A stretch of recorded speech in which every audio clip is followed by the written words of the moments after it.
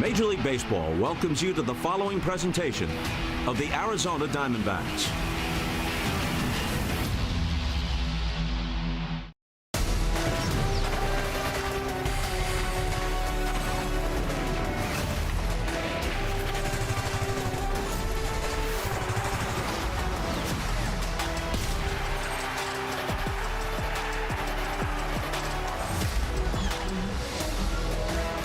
Arizona Diamondbacks baseball is being brought to you by Progressive. A downtown Saturday night.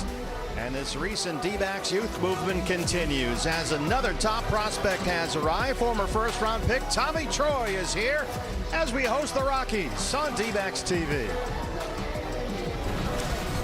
Good evening from Chase Field. Big crowd in here tonight with the roof of the outfield panels open. Steve and Bob here with you. And the latest Diamondbacks young star is here. Lourdes Gurriel Jr. injured last night. Tommy Troy set to go. Yeah, Tommy Troy having a great season down in Reno, putting up big numbers, leading the team in just about every offensive category. If there's any good news about Lourdes' injuries, it's the fact it wasn't his reconstructed knee. Tommy Troy, first-round pick in 2023 out of Stanford. He has been converted from infield to outfield, and he's set to go. I know that I'm going to be playing a good bit of left field whenever I can, help the team win. Just really excited to be here.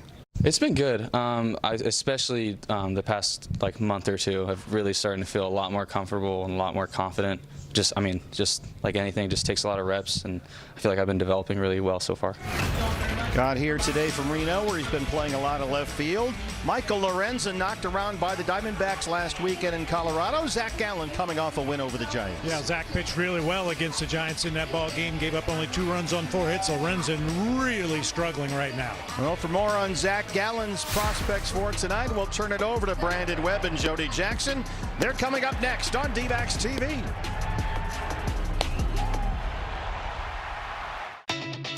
Summer Diamondbacks baseball is brought to you by Progressive Insurance. Bundle home and auto for a double play of savings. Start a quote by visiting progressive.com.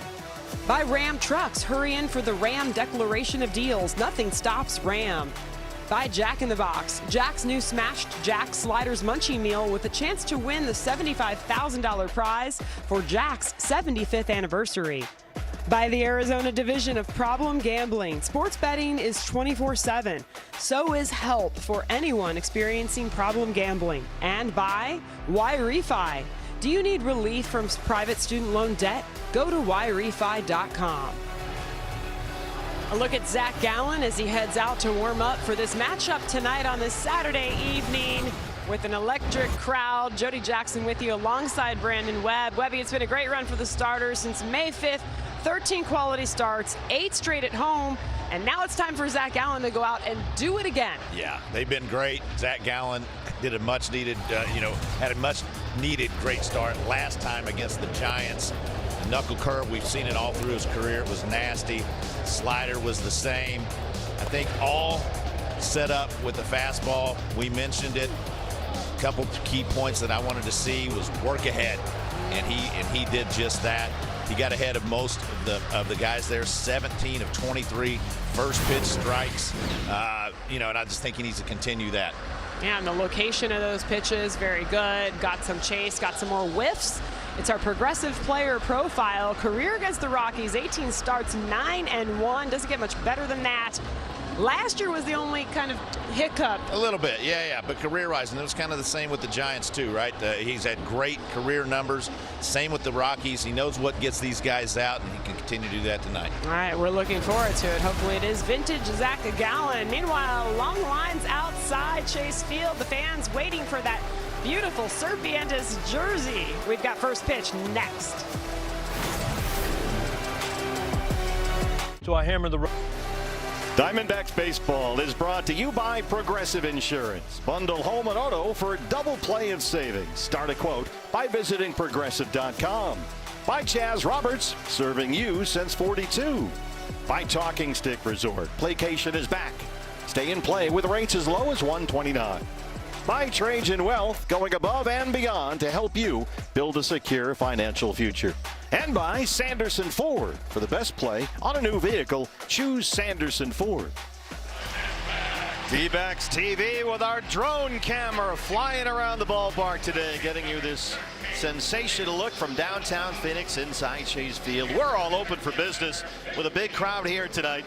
Diamondbacks and Rockies, a beautiful Saturday night here in Phoenix, Arizona. D-backs have won 9 of 13, and so far they are 6-2 over this stretch of 13 straight games against the NL West bottom 2 teams, the Rockies and the Giants. And your Y-Refi starting pitcher stats tonight for the right-hander Zach Gallen, coming off a win over the Giants here on Monday. Yeah, we mentioned gave up 2 earned runs in his 6 innings of work on 4 hits. He walked 1, struck out 5, and he's been really good against the Rockies in his career. In 18 career starts, he's 9-1 with a 3.41 ERA, 121 punch-outs in 103 innings. And former Diamondback Jake McCarthy leading it off for Colorado. They're scuffling even with the win last night. Just 6-14 in May. And here's their starting lineup for tonight. Yeah, you see Hunter Goodman in that 2 spot. He hit 3 in game 1 of this series. They moved him up a spot, and it seemed to help him out last night. He had a couple of hits, scored a couple runs. Let's get a look now around the D-back defense. That's brought to us by CarShield. Ildemaro Vargas at first. Yeah, we're going to highlight Ildemaro hitting .318 going into play today. That's 5th in the National League. He leads the Diamondbacks in RBIs and hits, and he's second only to Corbin Carroll in runs scored this year. He's having a fantastic season. Well, Diamondbacks let one get away last night. Colorado won in the 8th, won in the 9th to win it 3-2. Let's get that turned around. Bob with your keys to the game. That's presented by Ram Trucks. Well, you just hit it. Get back in the groove. Don't let one bad loss derail what you've been doing so well lately. And unfortunately, Michael Lorenzen, who's had an amazing career, he's been really good at times, but not right now. Over his last 4 starts, he's 0-4. He's given up 20 runs in 20 innings, 5 homers, 11 walks, pitched to an ERA just over 8.5. Rob Drake is behind the plate, and the Serpientes replica jersey giveaway today. It might look like a Rockies home game, but it's a very pro Diamondback crowd with all the purple around us. Jake set to lead it off here for Colorado. 282 and 2 home runs against Zach Gallen. Gorgeous Saturday night here in downtown Phoenix.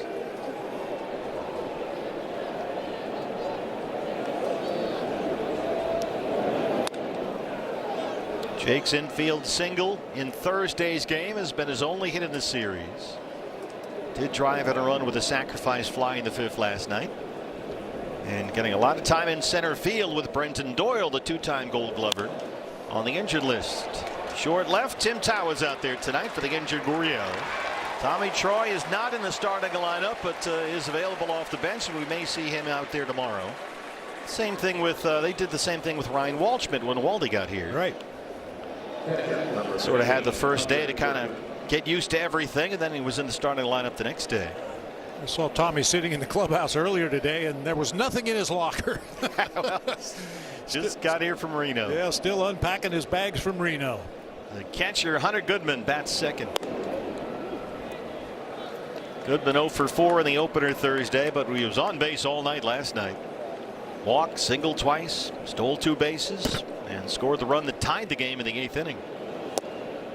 Curveball lands. It's 1-1.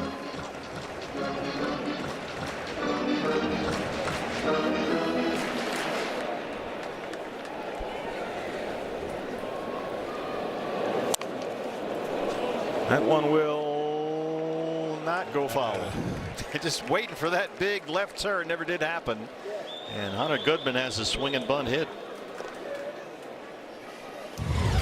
The same thing happened last night. I don't know why more hitters don't do this. Take a full swing and just dribble it down that third base line. Nolan Arenado was playing deep, respecting the power of Hunter Goodman, and yeah, it works out like a bunt base hit. He did the same thing in the 4th inning last night. Wound up stealing second base. Keep an eye on him. Here's TJ Rumfield, the first baseman tonight. First pitch curveball is a strike. Yeah, Goodman last night, we mentioned 2 singles and a walk. He reached second base 3 different ways. He stole a base, he advanced on a pass ball, and he also advanced on a defensive indifference. Every 90 feet. Rumfield was initially in as the DH for Colorado tonight, but starts at first after Willie Castro was scratched with some back tightness about an hour before first pitch.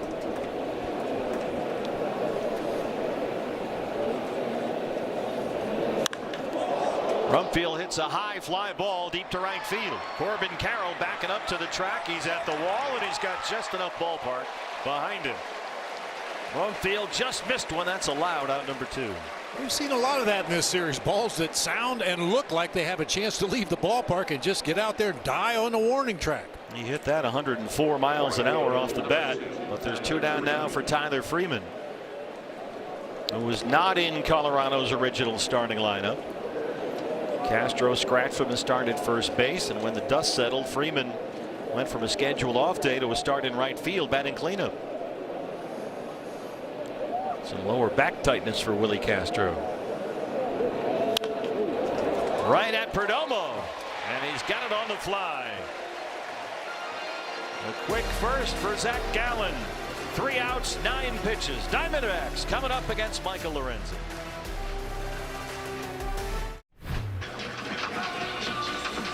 D-backs TV with our Major League Baseball approved drone zooming into Chase Field on a gorgeous night. Roof of the outfield panels open as Trajan Wealth presents the Diamondbacks starting lineup. Del Marte once again leading off. Same top 4. Ildemar Vargas hitting in the 5 spot. Gabby in the 6 spot. Up the bottom, Jose Fernandez, Tim Tawa, and Ryan Walsh, with the youngsters getting a chance down there at the bottom of the order to make something happen. Well, it's the veteran out there for Colorado, 34-year-old Michael Lorenzen, beaten by the Diamondbacks last Sunday in Denver. Lorenzen leads the majors in both earned runs and hits allowed. Ouch. Ouch. 353 opponents batting average. He's had a good career. 12 seasons in the major leagues with 7 different teams. Trying to solve Colorado. Fastball is ball 1 to Ketel. He's at 241 with 7 homers. In there tonight at second base. Torey Lovello said he'll likely DH Ketel tomorrow, which might provide a spot for Tommy Troy somewhere in the lineup.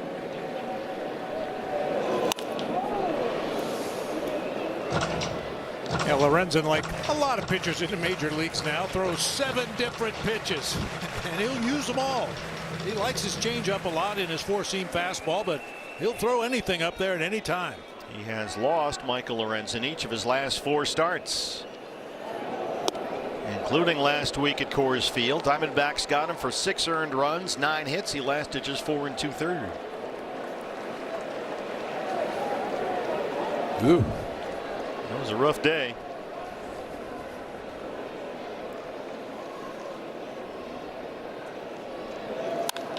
Ketel scoops it just beyond the reach of Stevens. It's another base hit for Ketel Marte.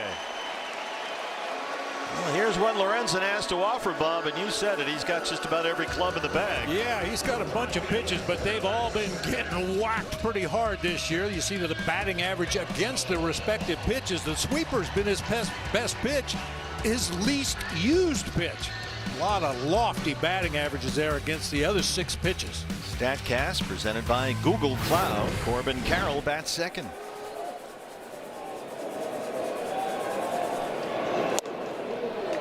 Overcooked the cutter. Corbin third in the National League in OPS.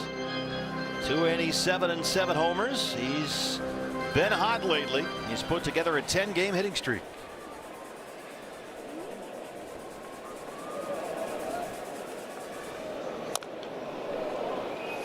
You know, Lorenzen was Corbin limping around a little bit after that foul ball. I was about to say that Lorenzen early in his career for the Cincinnati Reds actually played quite a bit of outfield. He was Shohei before Shohei. That one ran up the leg. Corbin 3 hits, couple of RBIs in the series, and he's going to need a moment here. I don't love the look of this. Yep, something's wrong.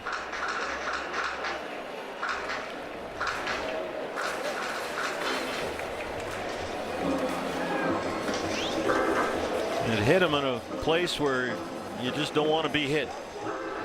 And now he's got the helmet back on and is set to go. Rob Drake's going to give him a moment or 2. Corbin 3 hits, 2 RBIs in this series. He singled in his final 2 at-bats last night. Both infield hits. Yeah. Sorry to interrupt you. Yeah, both infield hits.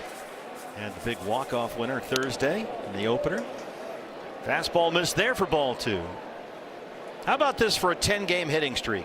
3 doubles, 2 triples, 2 home runs, 10 walks, 10 runs scored. Wow. That's a lot of production in 10 games. And he adds to it. Corbin Carroll to right center. Montiel head for third. Corbin digging for second. And he's in there standing up.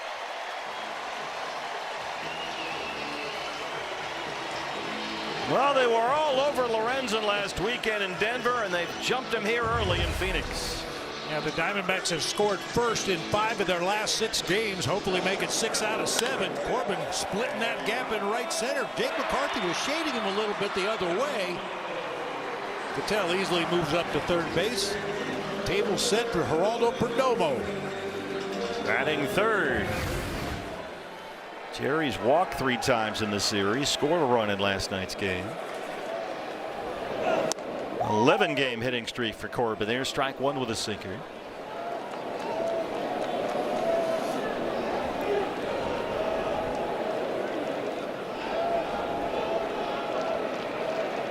Infield medium depth. Jerry hits it to first. Rumfield will get the out, and nobody can advance. So that's a break for Lorenzen right there. Now he'll deal with Nolan Arenado.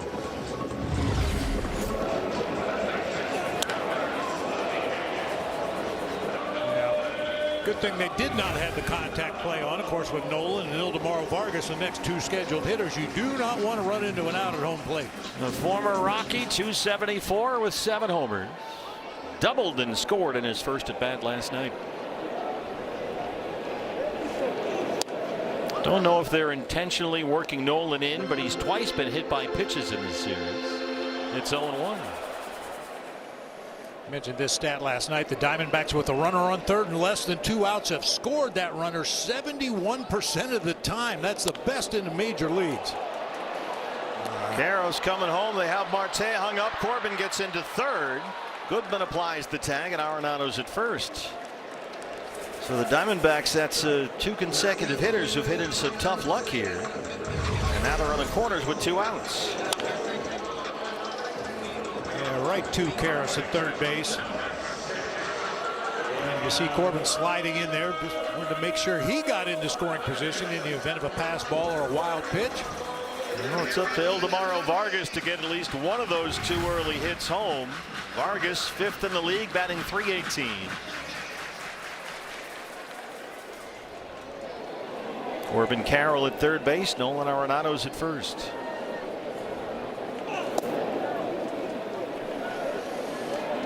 Vargas is without a hit in this series. He has gone 37 consecutive plate appearances without a strikeout, so there's a good chance he puts it into play here.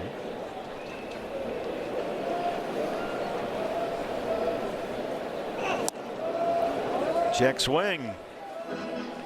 Didn't go. That's Nate Tomlinson at third. It's 2-0 on Ildemaro Vargas. Diamondbacks have won 9 of 13. Win tonight gets them back to 3 games over 500. Well, Lorenzen's pitch timer going right down to the buzzer here. And they'll throw over to first. Well, he didn't get back on the rubber till it was about 4 seconds left on the timer. Yeah, and it looked like he had a knuckle curve grip on the baseball. I think that throw to first base was just in an emergency to avoid the clock timer, pitch timer. Change up lands for a strike.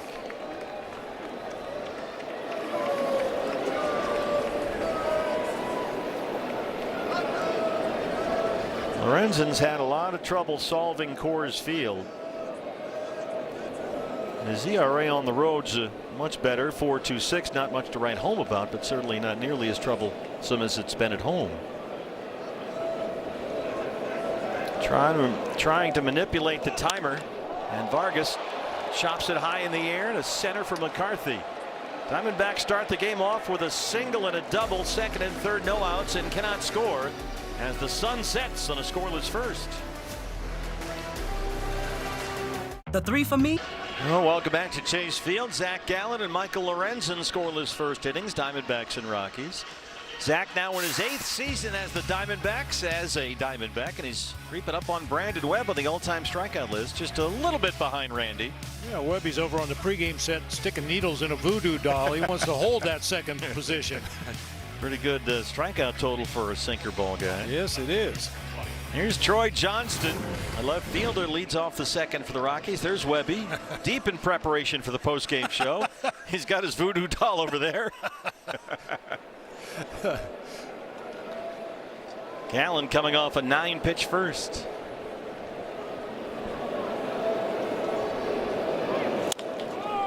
Johnston bounces the first one.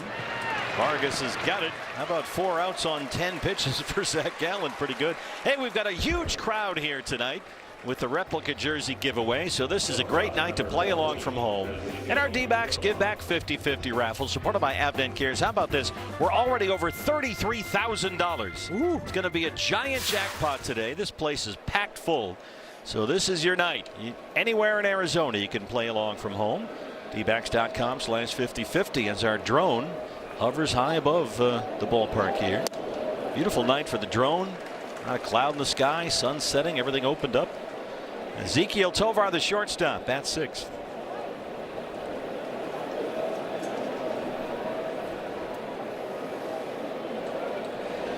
Tovar just .213, 1 home run. He is starting to turn it around a little bit after a very disappointing start. That's fouled at third. He doubled in the opener Thursday, then singled twice last night, Ezequiel Tovar.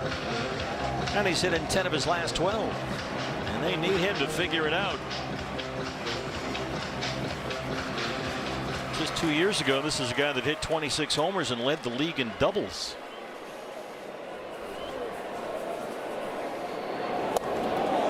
Won't offer at the slider. Gallen looking for Chase. How about this for Tovar? His birthday is August 1st, and last year on his birthday he hit 4 doubles in 1 game. Had some injury issues last year. Trying to bounce back this season. It's been a slow start though. Numbers faded last year. 95 games. Had hip and oblique injuries. A couple of stints on the injury list. This is where you like to see Zach when he gets in a 2-strike count. Put guys away a little quicker. Save some of those bullets. Trying to get him to chase the slider. He wouldn't. Fouled off another pitch. Laid off the high fastball. Sterling Thompson, the DH, on deck. Pitch number 6 coming up. And he beat him with a 4-seamer. First strikeout for Zach.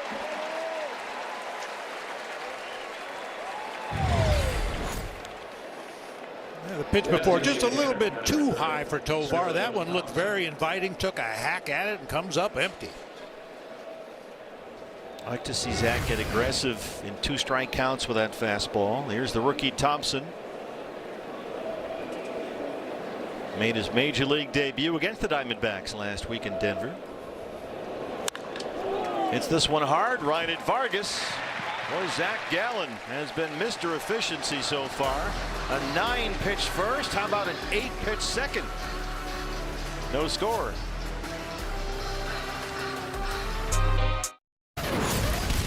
I don't know if that guy can be described with one word. I guess just awesome. Yeah, that's my guy. One of the best teammates I've had. Definitely a glue guy for us. Kind of brings everyone together. And then what he can do on the field, especially at the catcher position, it's you don't find that every day. And Gabriel Moreno, Corbin Carroll's guy, will lead off the second against Michael Lorenzen. Gabby .245. He's homered twice. Yellow is the color of the day. Apparently. Particularly for the Venezuelan-born players. Yeah, it's funny how relationships develop among teammates. And Merrill Kelly and Geraldo Perdomo are constantly sitting beside each other on the bench when Merrill's not pitching, needling each other, throwing sunflower seeds when Jody does an interview. Gabby Lane is closed as Stevens gets there. The youngster, Chad Stevens, gets the start. Takes a base hit away. Gabby and Corbin, they're kind of just like a couple of kids. Yeah. I mentioned it the other day when Corbin got the game-winning base hit. Gabby scored the winning run with a head-first slide into home plate, and he was already smiling and looking down to first base to Corbin as he slid across home plate. It was beautiful. DH is Jose Fernandez against the right-hander.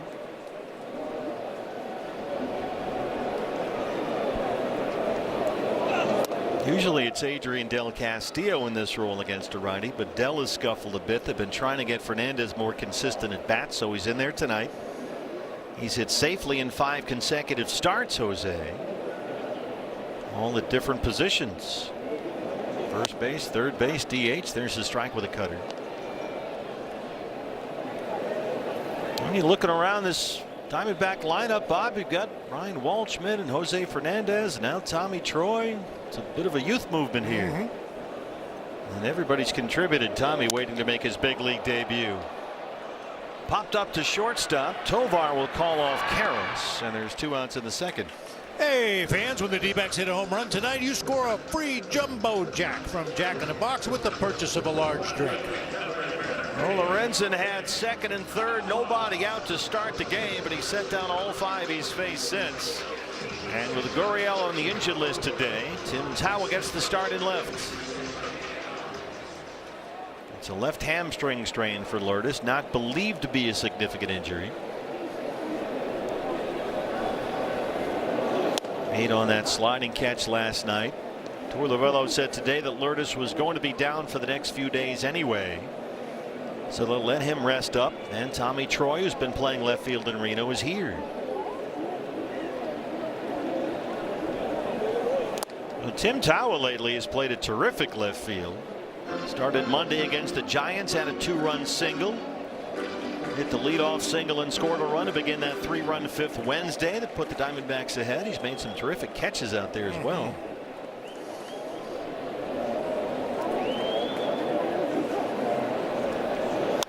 And I know Torrey is happy to get Tawa in there, get him some regular at-bats. He has been with Tim, he says, through this process of trying to get him some ABs. Tawa has worked really hard behind the scenes, and Torrey says he's earned this.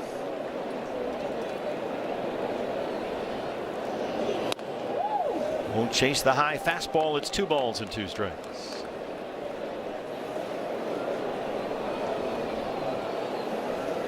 Ryan Waldschmidt bats 9th. He would be next.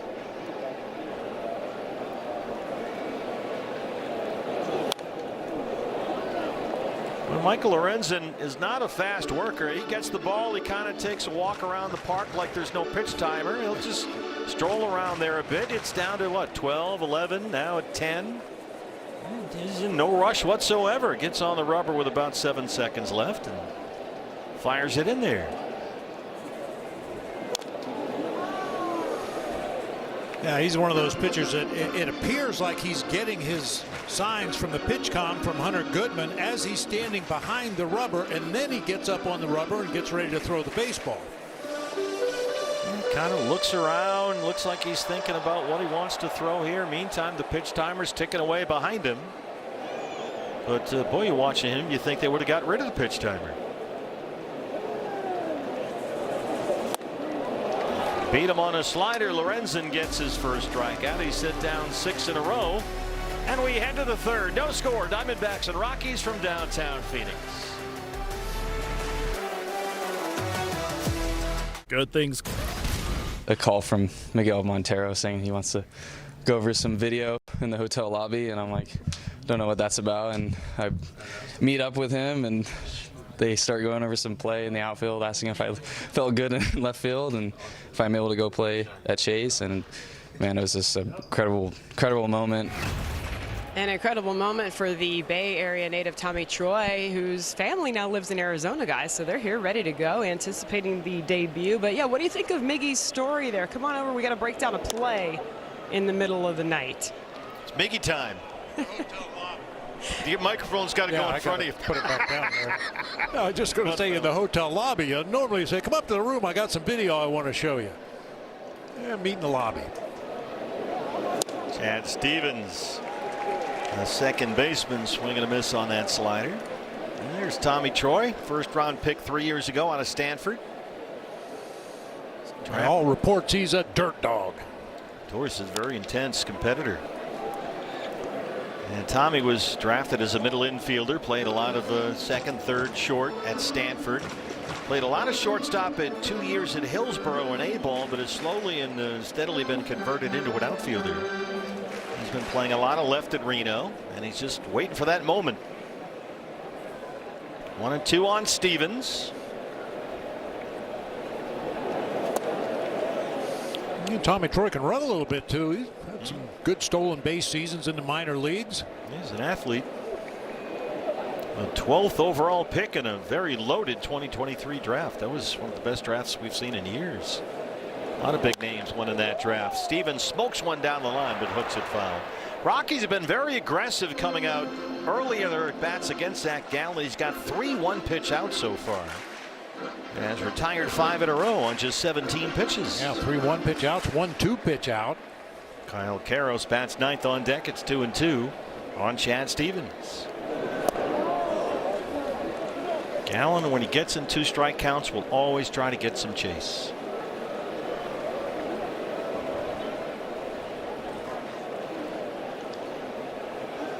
Three-two.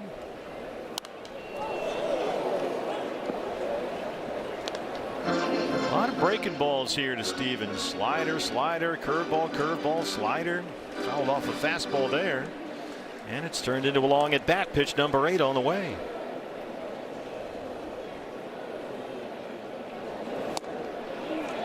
And he dots the fastball. Zach gets his 2nd strikeout. He's sent down 6 in a row.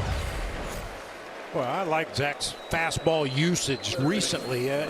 Normally when he gets to 2 strikes, as you said, he's looking for chase. He'll throw sliders. He'll throw knuckle curves in the dirt. He'll throw high fastballs. But yeah, sometimes the best pitch you can throw on a 3-2 count is that strike on the outside part of the plate. That's the drum that Torey Lovullo has been beating. Drive that fastball in the zone to both sides of the plate. Karros bats 9th, the third baseman. And there's another first pitch swing. He was 0 for 4 Thursday, struck out in his only at bat last night. 206 on the year. And our drone zooming around the ballpark tonight, giving you these spectacular shots on a glorious Saturday evening here. That's D-Backs TV, powered by the resources of Major League Baseball. We're gonna let you get a look at this angle, as if you're outside watching for the building across the street. Here's the strike. Fastball, and it's 1-2. That drone is amazing. We saw it the other day when they were testing it here at Chase Field. It's not very big at all. It doesn't make a sound. You don't even know where it is half the time. Gets you some very cool shots. And Gallen again with a fastball. That's the pitch you like to see. That 2-strike fastball in the zone to put the hitter away. I mean, Zach has a reputation of being a guy that likes to throw his breaking stuff, likes to see swing and miss. I think a lot of hitters don't expect fastballs from him in a 2-strike count. He can be at times a picker. Yeah. But he has punched out 3 the last 4. Jake McCarthy, the leadoff hitter, flying out to start it off. Won't chase the first pitch curve. Jake's been hot last 24 games. He's hitting over 330. Just under 280 for the season. And Gallen doubles up on the curveball.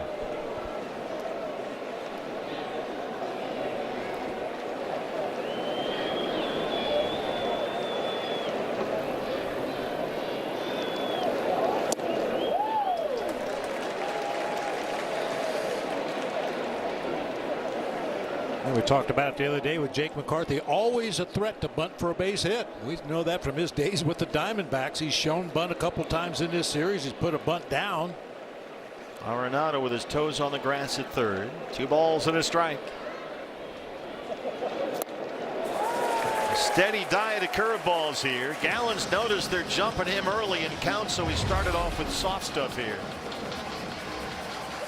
Well located too. Started right in the middle of the strike zone and ends up below the zone inside. Now the 2-2. Comes with a heater but missed. Boy, I like the way he set him up there. Use that fastball as the put away pitch. Goodman has their only hit, a swing and infield bunt single. He would be next.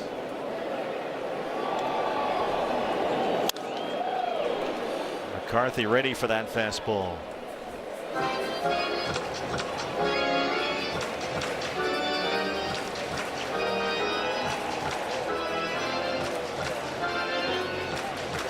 Zach has struck out 3 of the last 4. A chance to punch out the side in the Colorado third if he can put McCarthy away.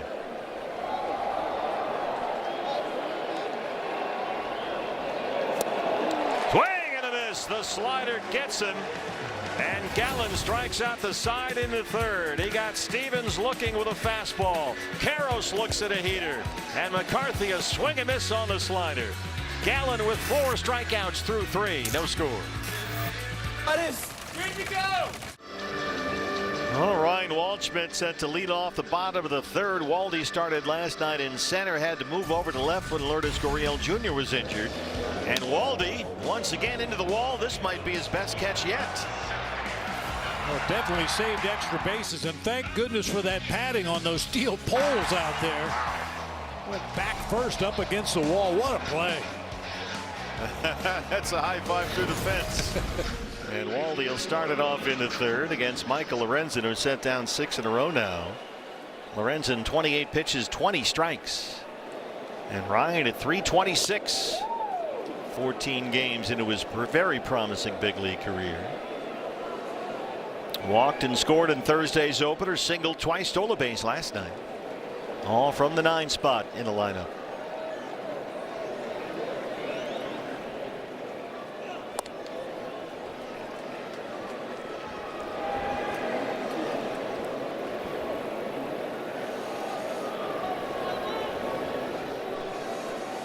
You'll notice, Ryan, as he gets his grip up there, the left index finger is off the bat.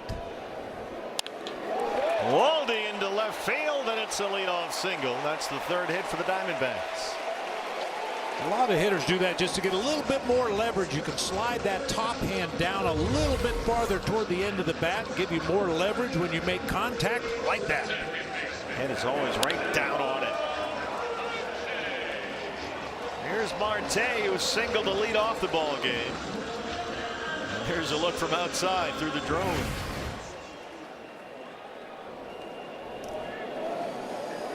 Tell all right with 4 hits in the series.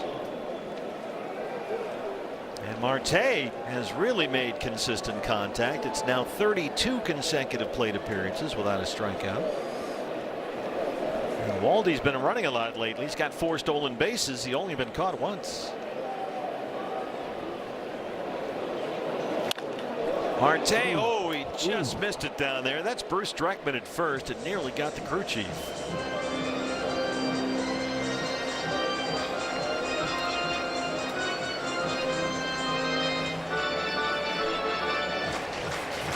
Tell's hit in 7 straight now, including tonight. 11 of his last 13. Better than a .330 batting average over that stretch. Really heating up.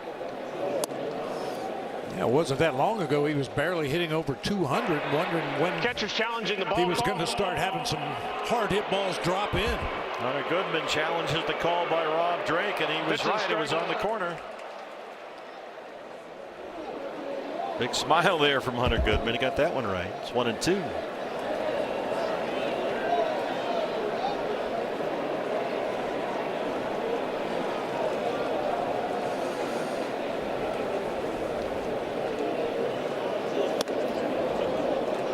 Didn't go that time, Nate Tomlinson. 2-2 on Cattell. Corbin Carroll on deck. Diamondbacks started off the game with a Marte single and a Carroll double. They had 2nd and 3rd, no outs to start the game, and could not get a run home. Hit into some bad luck in that first. Check on Waldschmidt.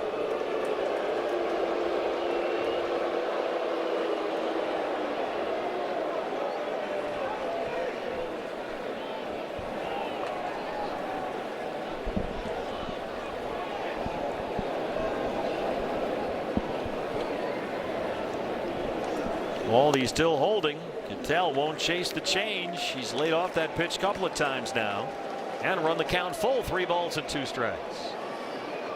Diamondbacks have been aggressive on the bases recently. 17 stolen bases in their last 9 games. Wow. And as usual, Waldy with a base hit from the 9 spot to flip the lineup card over for the big boys behind him. 3-2 to Marte.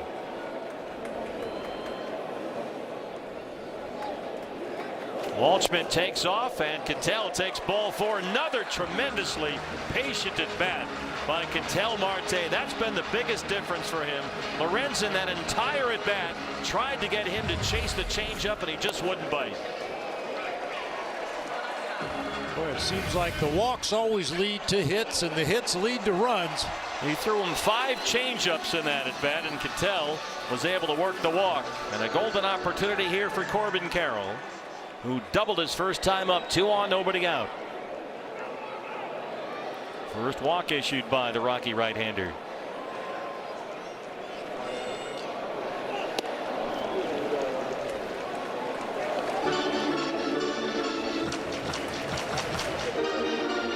Corbin's double in the first extended his hitting streak to 11 consecutive games. He's hit in 14 of 15.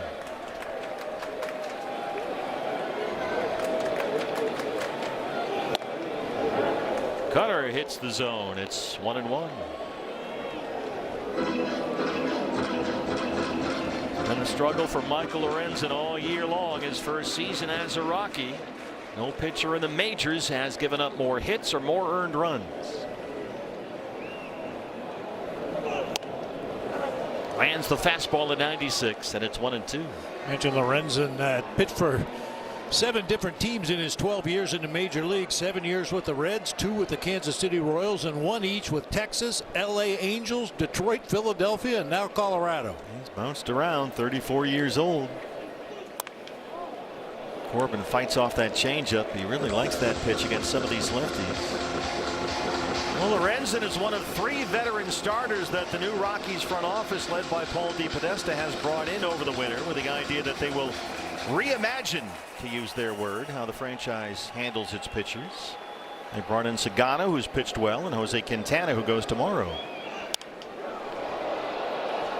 They are interested, DePodesta says, in pitchers who want to attack the strike zone. They have targeted guys, they say, who have an innate feel for the zone, who can really shape the ball. They've had different theories about how to build a pitching staff in Colorado, and this is the latest one. It's worked with Sagana. We've seen him twice, and he's been very good both times. Quintana goes tomorrow. Yeah, pitching half your games at Coors Field. They've tried hard throwers. They've tried soft tossers. They've tried everything. Just can't seem to find the right formula. That's the changeup that he wanted Marte to swing at. Corbin bites on that, and Lorenzen gets his second strikeout. Yeah, that's a pitch he's thrown more often than any other pitch this season. That straight changeup. He'll back it up with that 4-seam fastball, and then 5 other pitches he'll mix in from time to time. Well, the Diamondbacks had that golden opportunity in the first, couldn't score. Another great chance here in the third. Now 1 out for Perdomo, who grounded out his first time.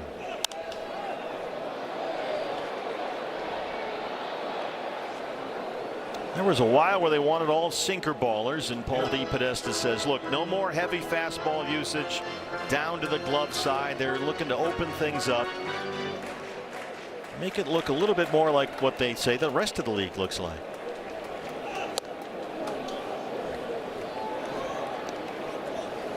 And Lorenzen has been the one that struggled the most at Coors. His ERA in Denver is over 10. And he said after he lost to the Diamondbacks last week, I don't care if it's Mars, I got to figure this out. But he's put zeros on the board so far tonight on the road. It's 1-2 on Jerry.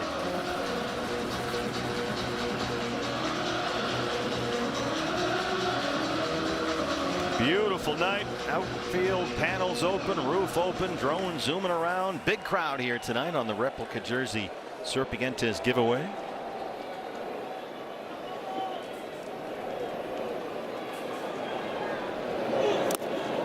Perdomo won't bite on that change. He throws that pitch, Lorenzen, more than any other. The changeup is his #1 pitch. So he, in a sense, pitches backward a lot of times. Arenado on deck.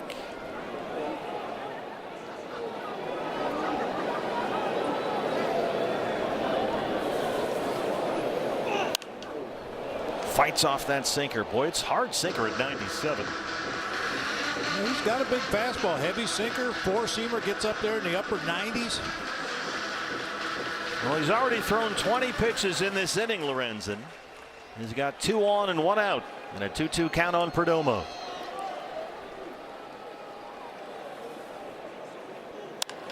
Jerry finds a gap. Waldy coming home. J.R. House waves him around third, and Perdomo gives the Diamondbacks the lead.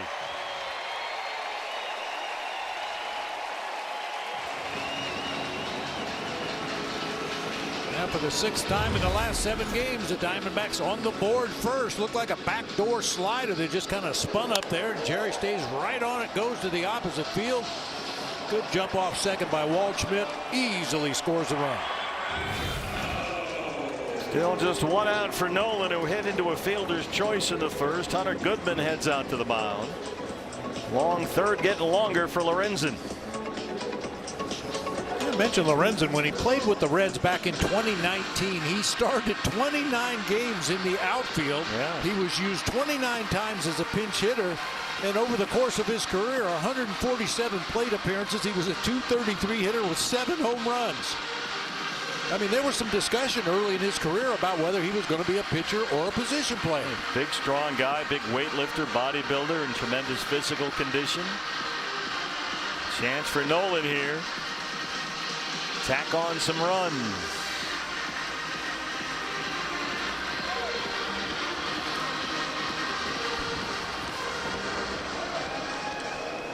Run home. Marte is at second. Perdomo's at first. This is the 50th pitch from Lorenzen right here. Lands the sweeper for a strike.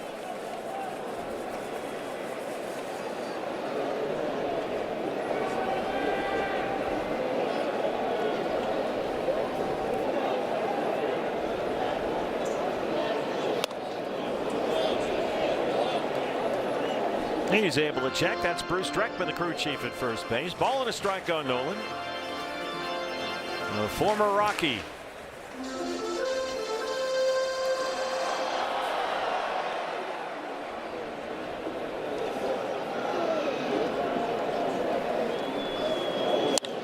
Arenado left center.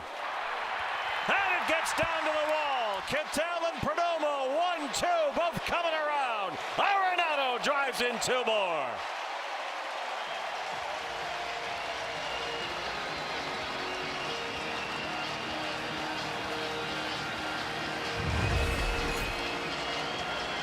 Takes a breaking ball that was working low and away from him and somehow gets the barrel on it to the gap.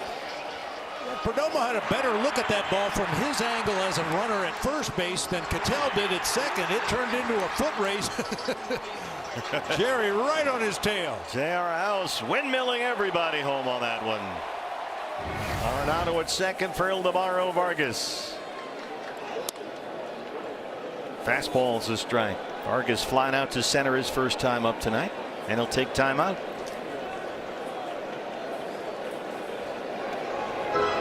Ildemaro still looking for his first hit in this series. Back at first base tonight.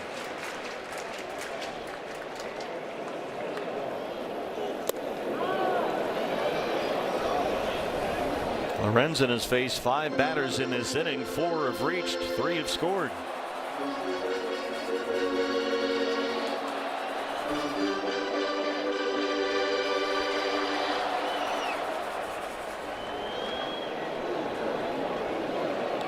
Huge gap in left center right now. McCarthy shaded over toward the pool in center. But Johnston is well off the line in left. There's still a lot of room out there. You might be able to see through our drone cam zooming around the ballpark tonight on D-Backs TV.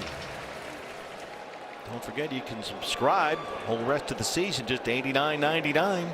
Get some of these great shots coming to your living room. Oh, Vargy chased a high fastball. Don't see him do that a whole lot. He had gone 38 consecutive plate appearances without a strikeout, but that's the second out in the third. Yeah, you will occasionally see Ildemaro chase pitches down or off the corners, but you rarely see him chase a pitch up out of the zone like that. Here's Gabby. Lorenzen in the first 2 innings threw 28 pitches. He's thrown 28 pitches just in this third. And Moreno looks at a sweeper for a strike.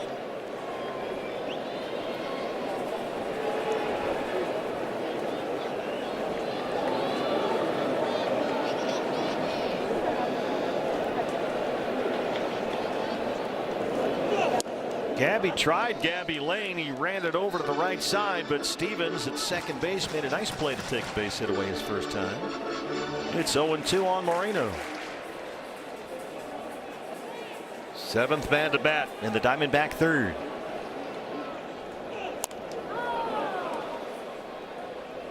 Just able to keep things going there. Gabby had multiple hits in 4 consecutive games going back to the last road trip, but in his last 4, including tonight, he's 1 for 11.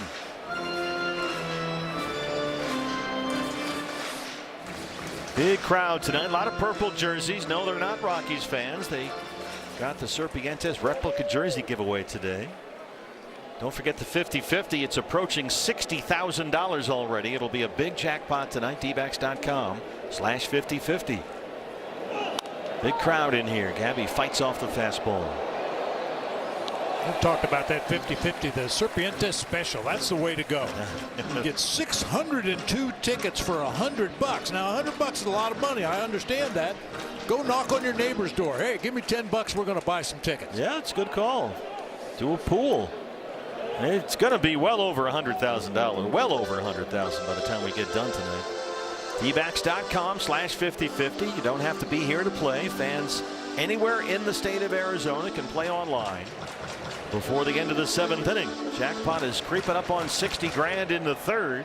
dbacks.com/50-50. 60 pitches now for Lorenzen. 43 strikes. Moreno chops it to third. Kyle Karros has it. And a big inning for the Diamondbacks. Geraldo Perdomo broke the seal with an RBI single. Arenado follows with a 2-run double, and after 3, it's 3-0 D-backs. I mentioned before that Zach Gallen has a reputation around the league as being a breaking ball pitcher, but that fastball spotted on the outside corner right there. Another one on the outside corner, just freezing these Rockies hitters. That one's right down the middle. Rockies hitters are 0 for 6 against that four-seam fastball so far tonight. Zach struck out the side in the third. He has punched out 4 the last 5 he's faced. 36 pitches through 3, now holding a 3-0 lead on a beautiful night in downtown Phoenix, Arizona. There we are inside Chase Field, with the roof and outfield panels open, and Hunter Goodman set to lead off the Colorado 4th.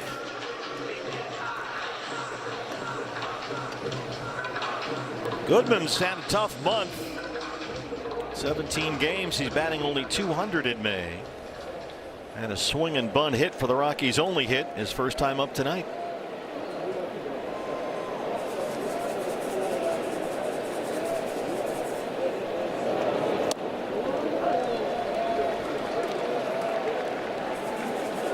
Goodman was their most productive offensive player last year for the Rockies. 31 homers, drove in 91 runs, won a Silver Slugger award. Went to the All-Star game, and he slams that toward Tawa and left. Timmy gets on it, and Goodman's got a leadoff single. He's 2 for 2. That was 111 miles an hour off the bat. That was the fastball from Gallen. I think Goodman's one of those hitters that is always sitting on a fastball, regardless of the count, regardless of the opposing pitcher. He has both their hits. He's aboard to start the 4th, ahead of T.J. Rumfield, who flied out his first at bat tonight. Starts him off with a curveball for a strike. Zach has thrown now 8 of 12 first pitch strikes. 3 of them fastballs, 5 out of 6 first pitch strikes on a curveball. He's just rolling that thing up there. And Rumfield, nice and easy, just dunks it into right. Goodman will take the turn and head for third. Corbin's throw is into third. It gets behind Arenado, but Gallen's right where he's supposed to be, backing up. And right away, the Rockies open up the 4th. Runners at second and third, and no outs. Goodman, for a big catcher, runs pretty well. We saw him steal a base in the ball game last night. This one shot into right field off the bat of Rumfield. I thought Corbin would have a decent shot at him there at third base. The throw tails just enough to get away from Nolan Arenado, but Zach Gallen right there doing what he's supposed to do. Single for Rumfield, takes second on the throw. A chance for Freeman, who was not in their original starting lineup, a late addition when Willie Castro was scratched with some back tightness. So Colorado trying to answer right back. This is the situation in which Michael Lorenzen found himself to start the ball game. Second and third, no outs. He got out of that first without giving up a run. We'll see if Gallen can match him here. Won't chase the slider. It's 2 balls at 0 strikes on Tyler Freeman.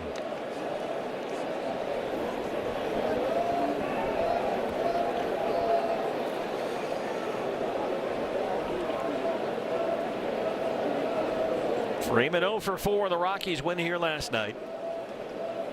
He singled and picked up an RBI in the opener on Thursday.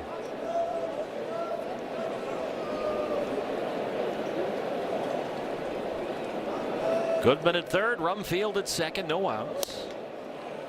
Ooh, won't chase that one. Rob Drake says ball 3. And that was below the zone. A good spot for that slider when you're ahead in the count, but 2-0, he's not going to bite at that. There's your 3-0 fastball. Troy Johnston having a big season is the on-deck hitter for the Rockies.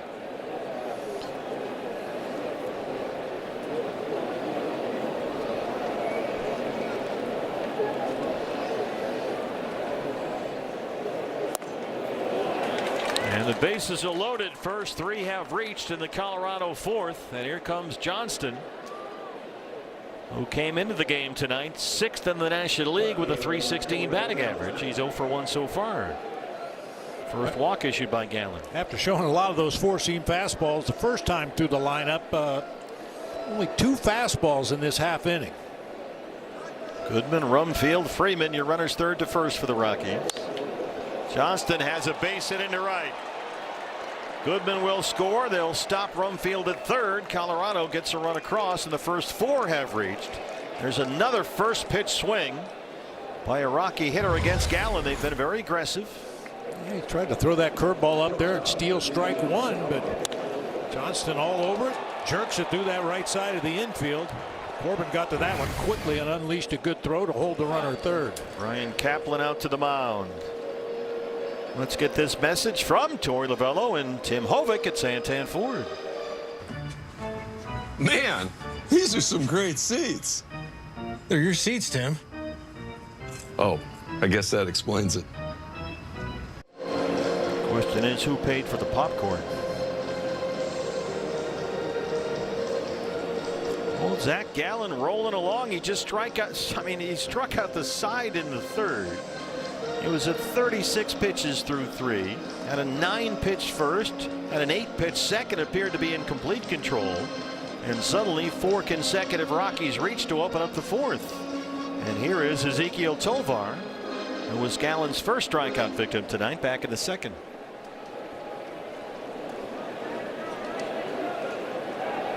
All 3 hits in this half inning on the first or second pitch of the at-bat. Colorado has been very aggressive early in counts. We saw this last weekend in Denver.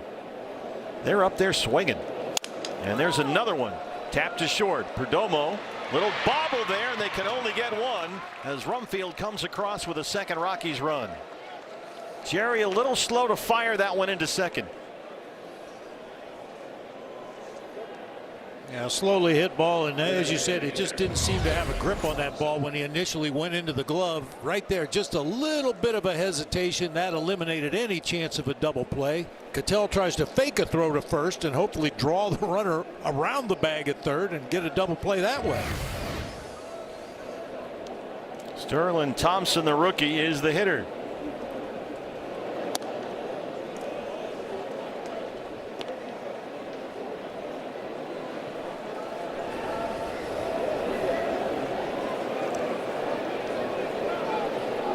Tyler Freeman at third. Ezekiel Tovar at first. Still just 1 out.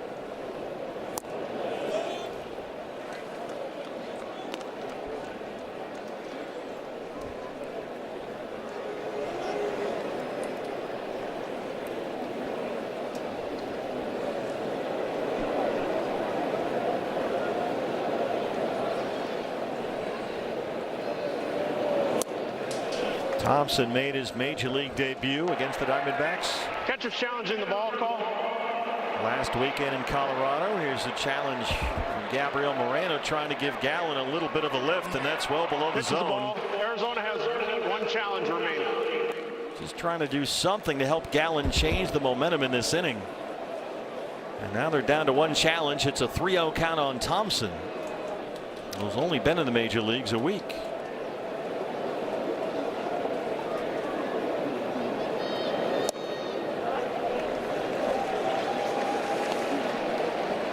Thompson doubled in the 9th inning last night, scored what became the game-winning run for Colorado. Chad Stevens, the second baseman, on deck.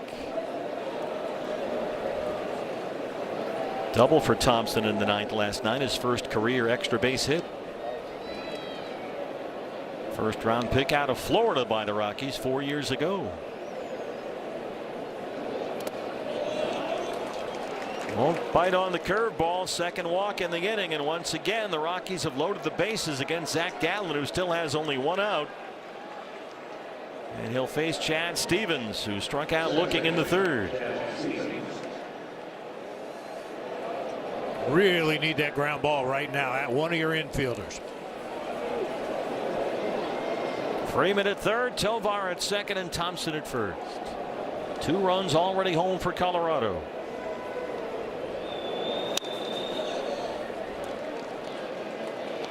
Stevens just called up from AAA Albuquerque for this series. Had a big night last night. Walked in the 7th. Drove in the game-winning run with that single in the 9th. His first career run batted in.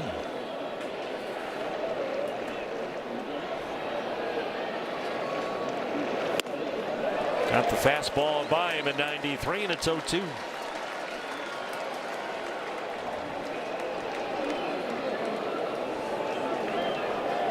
Stevens was hitting at Albuquerque AAA club for the Rockies. A .362 batting average down there in 40 games.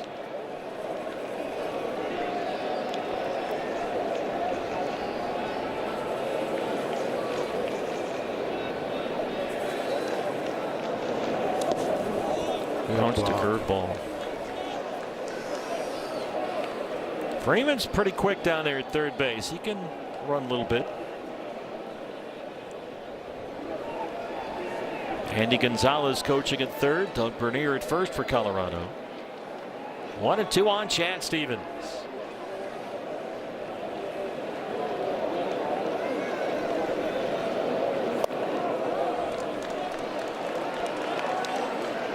Remember when Zach Gallen first came to the Diamondbacks, it seemed like he pitched his best when he had traffic on the bases.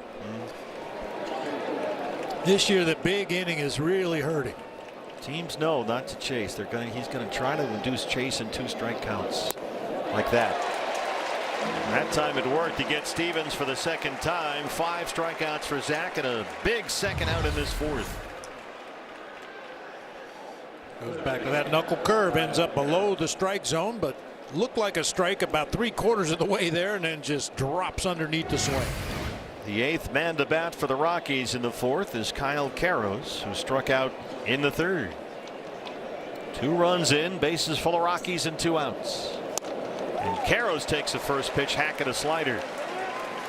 Boy, these guys get off the team bus swinging the bat. I'm telling you.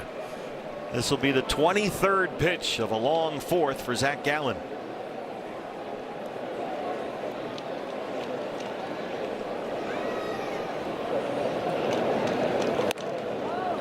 Karros up there 4 for his last 30.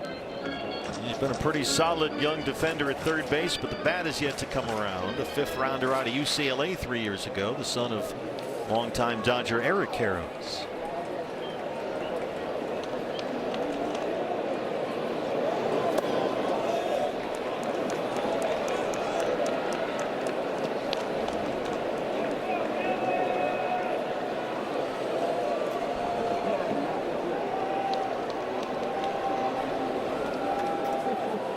.60 pitches, 36 strikes for Gallen.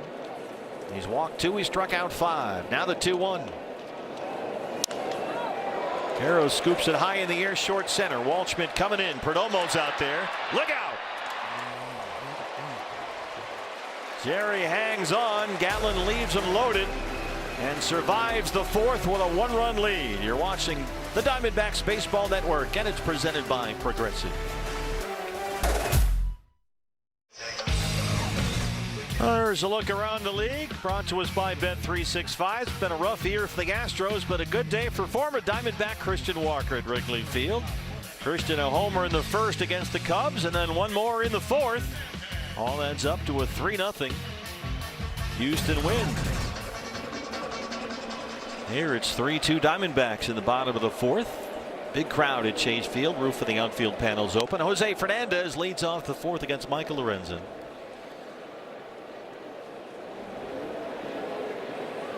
Lorenzen coming off a 33-pitch third.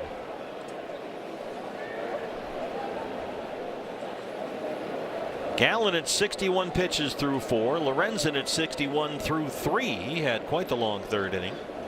Brian Kaplan and Gallen going over the ideas for the next half inning. Zach was lucky to survive that with a lead. Left the bases loaded. 0-2 on Fernandez, who's the DH. He popped out his first time.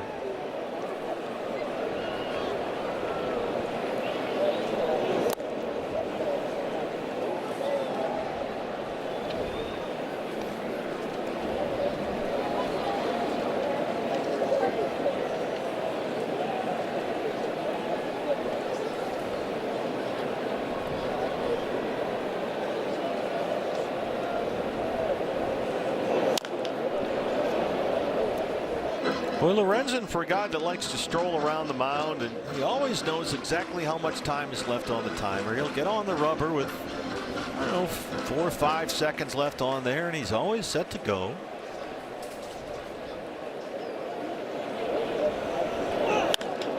Uses all the time they give him. Fernandez with a drive toward the pool. Freeman able to run it down for the first out. And a reminder, MLB is partnering with Crisis Text Line to increase mental health awareness. Free 24/7 confidential support in both English and Spanish is available. Just text MLB to 741-741. Here's Tim Tao, the left fielder tonight.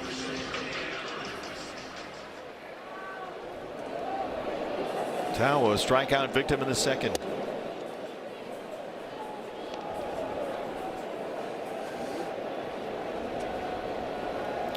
Just joining us, Lourdes Gurriel Jr. went on the injured list today after leaving last night's game with a left hamstring strain, not believed to be too serious. So they have shut him down to heal up. Tommy Troy is here. Karros tries to knock it down. Tawa gets up the line, and the Rockies throw it away again. Kyle Karros trying to make the diving play in the hole, but Tawa's aboard with 1 out in the fourth. That's a base hit for Timmy. Third basemen are taught to go after everything hit to their left, even though that ball was hit almost right at Tovar at shortstop. The throw in the dirt over there at first. I think Timmy was going to beat it anyway. Hit it right between Karros and Tovar. Why is that they're taught to go after everything to their left? Well, if you get to the ball, it's a much easier play for a third baseman moving that direction to make a throw to first base than it is for the shortstop running toward the foul line to try to turn and throw back to first base. Unless you're Derek Jeter doing one of those classic jump throws, but yeah, you're right. Makes sense. 1-0 on Waldy, who singled and scored to lead off that 3-run Diamondback third.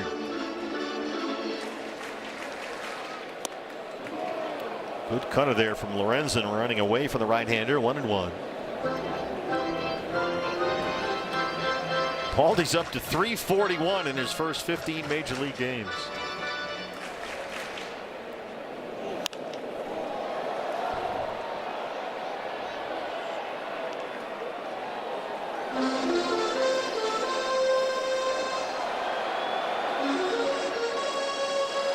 There's a lot of comparisons with Ryan Walshman and Paul Goldschmidt. Obviously, you go Goldie and Waldy, and both top prospects, but they're very different players in some ways. Waldy doesn't have the power that Goldie did. He's got a little bit more speed, but there's a lot of similarities as well. Both very steady, solid guys who never have that sort of glossy-eyed look. Very well schooled in how to play the game, when to be aggressive, when to be a little more patient.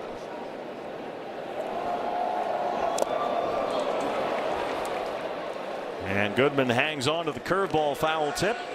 That's the 4th strikeout for Lorenzen, and there's 2 down in the 4th. Brings up Ketel Marte. And another good day for Ketel. He has single, walked, and scored a run. He's at second base tonight. Tortorella says Ketel will likely DH tomorrow. Already with 4 hits and 2 walks in the series. Marte, fly ball. This one's going a long way. Ketel Marte, way out of here.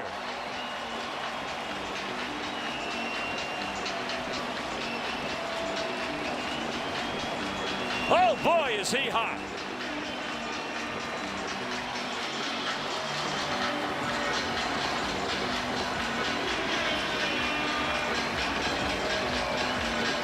That's a jumbo jack. Boy, was it ever.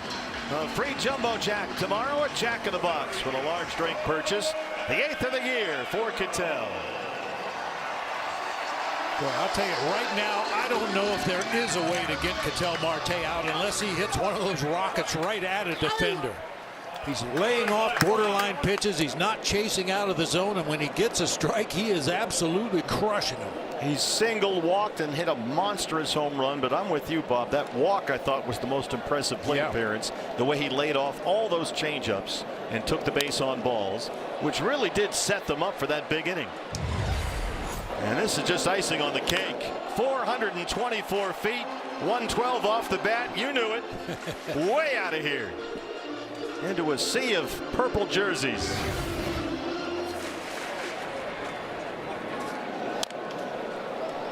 Races on for Corbin, who runs around the baseball as it goes into foul territory. Took a quick half-right turn right there.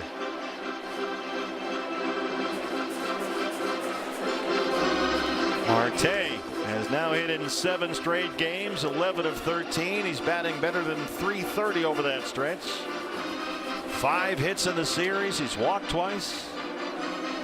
We were saying it for weeks, it seemed like. Ketel Marte's hitting everything hard. He's hitting into bad luck.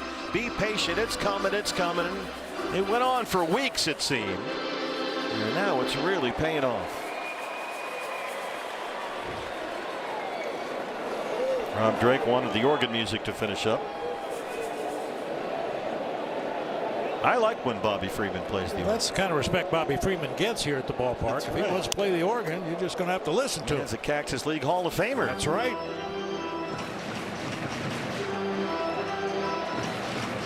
Then again, so are you. You were inducted this spring. Yeah, it was quite an honor. Yeah, sure. Nice ceremony at Salt River. Went there with my old buddy Dusty Baker, Ichiro, Paul Konerko. It's pretty good class. Pretty good class. Right. Proud to be in there. Perdomo and RBI single in that 3-run third. They've added 2 more in the 4th. Got those 2 runs right back that Colorado put on in the top half of this inning.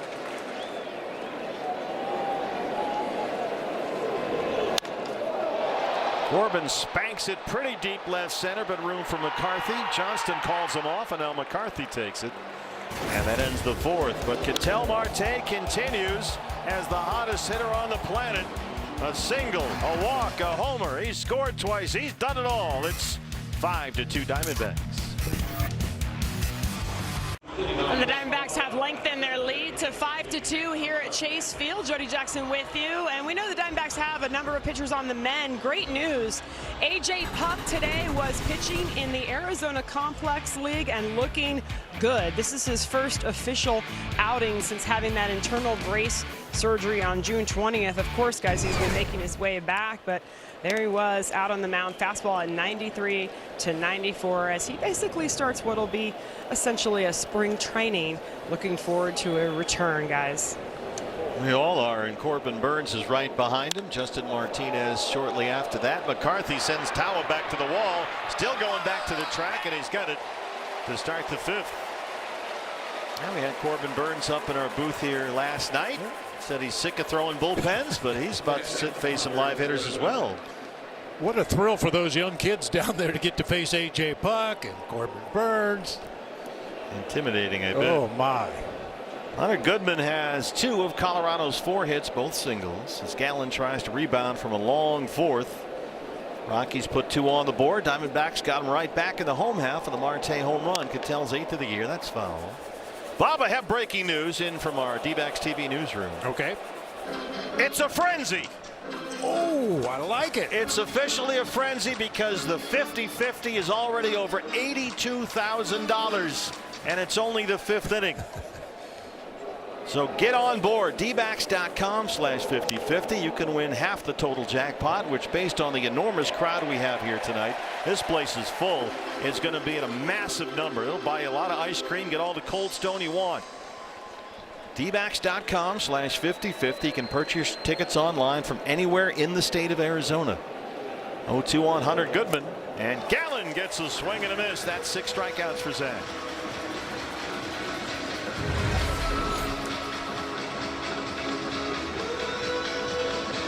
Really important for Gallen, considering the way he struggled in that 4th to get the 1-2-3 shutdown 5th. He'll face TJ Rumfield now, who has flied out, singled, and scored.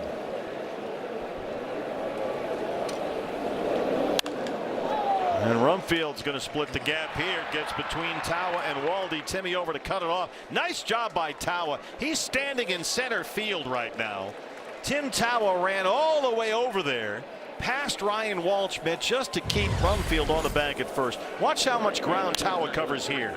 And watch how quickly he gets rid of the ball back to the infield. If you're the runner and you see that ball in the air, there's not much you can do but stop at first base, and it was right on the bag at second. Nice play. Well, that's one of your little things that you talk about in your segments. That's an inch. Win the inch, says Stuart Lavello. Freeman walked his last time. 0 for 1. There's the strike.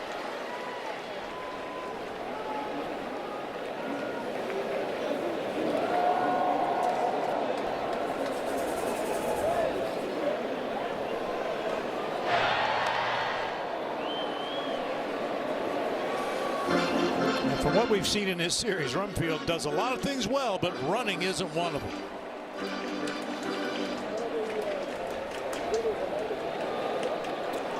Does not have a stolen base this year. TJ Rumfield, the rookie.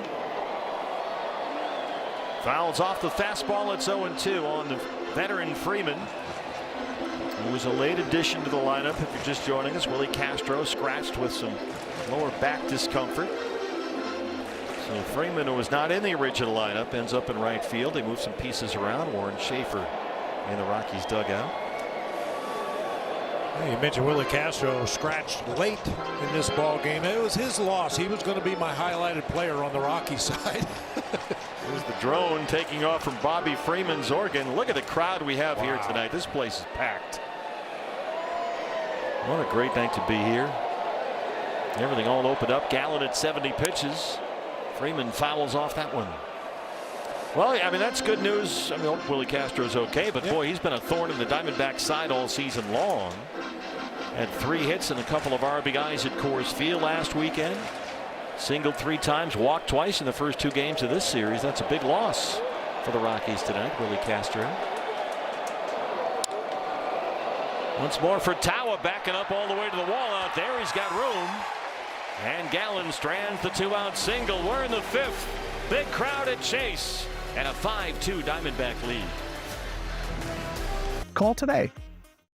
Jerry can put up a 5-7 pitch at bat as good as anybody. And there's some magic from Perdomo doing what he does. The at-bats for this guy are just, they're special. They're different. You ask me, how many pitches do you want me to see this at bat? And then he does it. Nobody extends at-bats like Arolo Perdomo. He has such a good eye, and he can foul pitches off with the best of them. Oh my God, it's so easy for you, it's disgusting.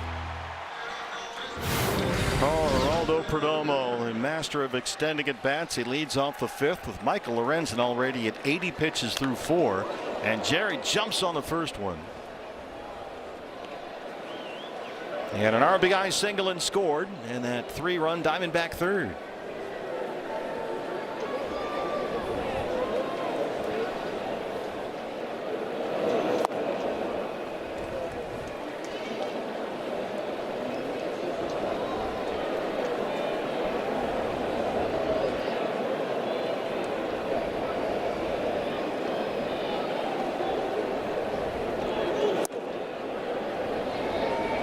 It's not a Perdomo at bat until he's got 2 strikes on him. Shouldn't even count. If you want to speed up the game, start Perdomo off 0-2. I don't think it'd phase him one bit. No, not at all. Well, here we go. Okay, now we can start. Curveball lands for strike 2. Perdomo, Arenado, Vargas, 3, 4, and 5 in the 5th against Michael Lorenzen.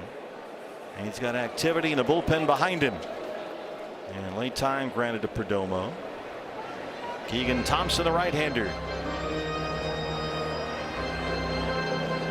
Warren Schaefer, the skipper. Thompson just up from AAA Albuquerque this week. Perdomo rolls it just by Stevens, and Jerry's got his second hit, a leadoff single.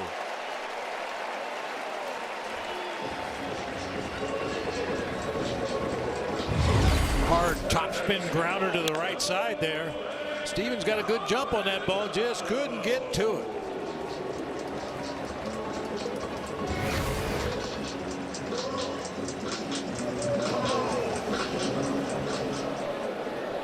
Arenado has perhaps their biggest hit so far, other than the Marte home run, the 2-run double in the 3rd.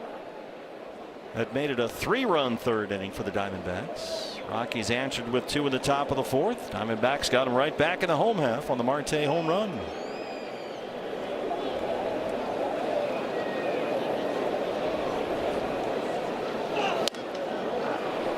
Sinker lands, it's 0-2.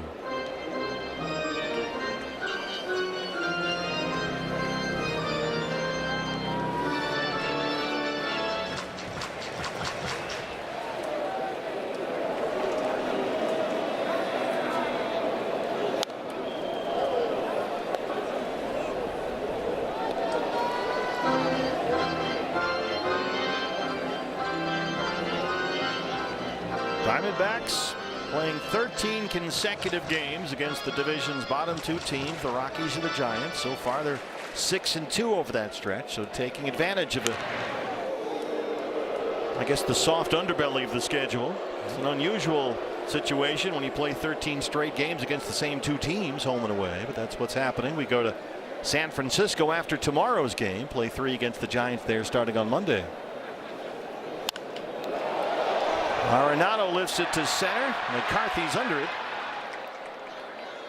And there's one away as we get this message from the Arizona Department of Health Services. My Life, My Quit is a free quit program made just for teens. You can get help to quit any nicotine product, including vapes, pouches, chew, or cigarettes. Here's Vargas, who had gone 38 consecutive plate appearances without a strikeout before he struck out in the 3rd. He's 0 for 2. And still looking for his first base hit in the series.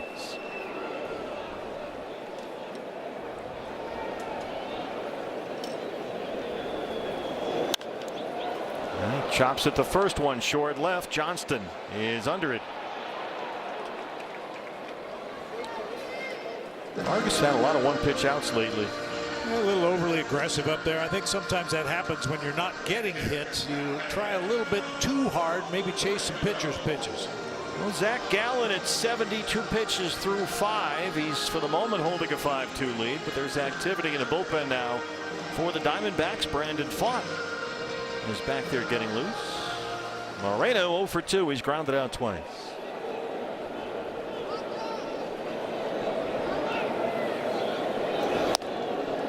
Runs that sinker in there. That's been a pretty effective pitch for Lorenzen. He's now up over 90. A look inside the Sanderson Ford bullpen at the right-hander Brandon Pfaadt.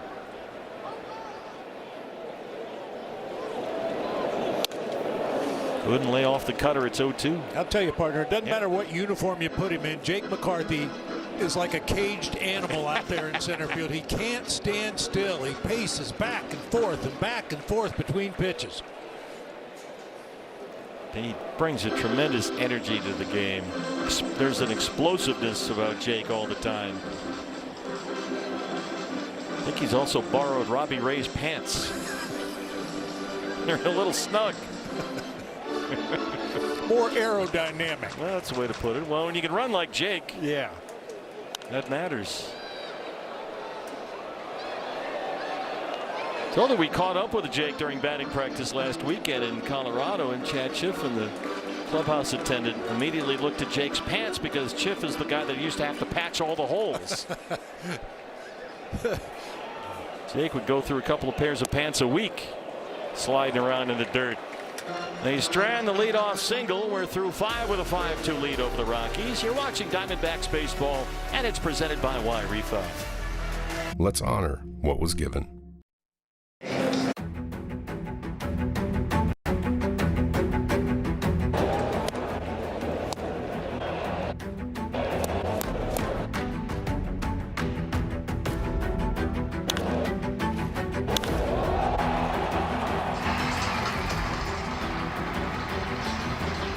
Our Chaz Roberts, air conditioning and plumbing, cool plays of the game. Zach Gallen, 5 innings so far, out there for the 6th. Lots of offensive support. 5 runs, 8 hits. Perdomo, the RBI single. Arenado, a 2-run double. Ketel Marte, a 2-run homer. Gallen at 72 pitches through 5. Zach has walked 2. He's punched out 6. Brandon Pfaadt warming up in the bullpen behind him as Troy Johnston leads off the Colorado 6th. Yeah, there doesn't seem to be a sense of urgency with Brandon Pfaadt to warm up down there in the bullpen. He's kind of playing catch, just keeping it loose just in case something gets out of control here. The other part of that too is that Brandon Pfaadt has been the subject of much conversation this week after Torey Lovullo admitted the other day that they are at a very critical point right now with Brandon in terms of, okay, what's he going to be? Do we have him be the long man, go 4, 5, 6 innings, but then you can't use him for another 5 days or so, so you're running a man short in the bullpen? And slowly but surely the outings have become shorter and shorter, so he's not getting stretched out the way he needs to get stretched out if he's going to be the 6th starter in a 5-man rotation. So they have to kind of figure out what to do with him and how do they use him. Is it an up down? Does he get 6 hitters? Is that enough to keep him stretched out 3 and 35, somewhere like that? It's a bit of a puzzle, yeah, and no one seems to have the right answer yet. It's sort of a touch and go thing, and they want to be very careful because every time you talk about a guy who goes reliever, starter, starter, reliever, Torey Lovullo goes back to Randall Delgado, who got injured that way, and same with Dre Jameson. Yeah. And Torey wears those. He thinks those are his fault, and he wants to avoid that obviously with Brandon as Johnston has a base hit. He's 2 for 3 to lead off the 6th. Well, it's not an easy solution here to keep Brandon stretched out, yet effective and part of this 8-man bullpen. And another option, which is not as attractive for Brandon, it would be to go back to Reno and pitch regularly in the rotation, so he is stretched out in case you need that extra starter if somebody goes down. And they want to get him some usage. His last 2 outings have been short. Johnston on the run. Moreno with a beautiful throw down there. But Ketel, I saw Ketel Marte's reaction. He looked at the dugout and said, I think that's his version of 6'7". He's like, I don't know, maybe we got him, maybe not. Watch Marte's reaction at the end of this play as he signals into the dugout. Should we challenge this or not? I don't know. It's a great throw by Gabby. Yeah, right on the money. A little peek back at Johnston, who got his 2nd stolen base of the year. A great jump over there at first base. So the Rockies staying aggressive.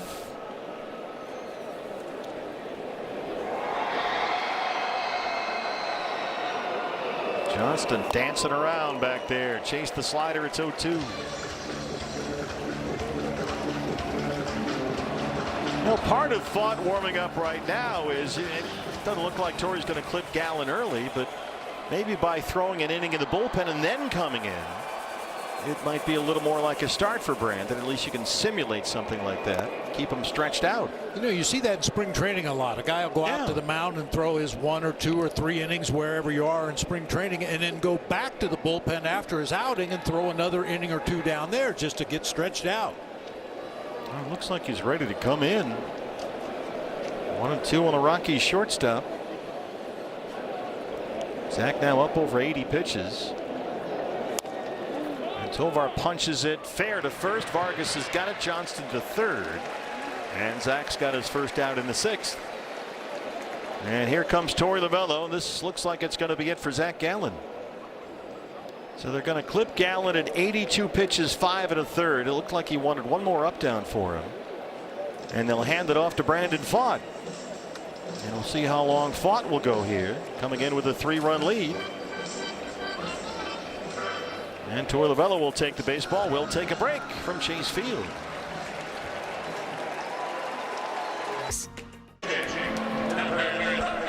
Oh, Zach Gallen done 5 1/3, responsible for Troy Johnston at third base with the 1 out. And they'll hand it off to Brandon Pfaadt. 10 appearances, 3 starts. He pitched twice on the road trip in Texas and Colorado. Had an impressive stint, 3 scoreless innings against the Rangers, but his last 2 outings have been short. He worked an 8th inning here Wednesday in the win over the Giants. And his previous 7 relief appearances, he's gone 3 or more innings in 3 of those. Let's see how long he can carry the ball here. Johnston at third base, 1 away. Sterling Thompson, the DH, is the hitter.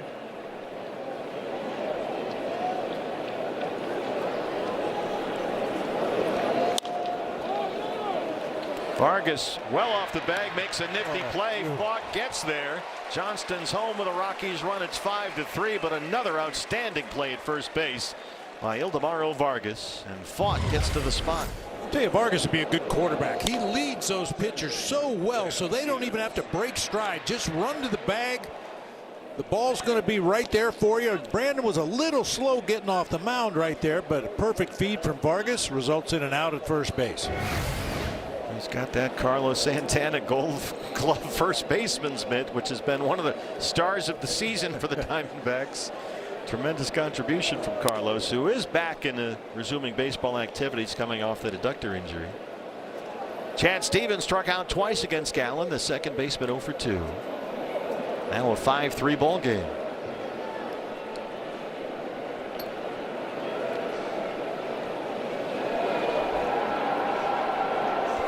So Gallen tonight, 3 runs earned, 6 hits, 5 1/3.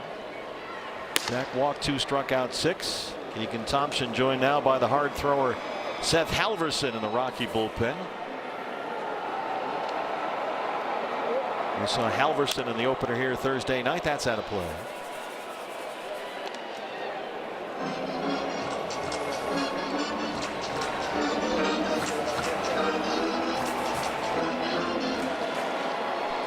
Zach looking for his second consecutive win as he hands it off to the bullpen.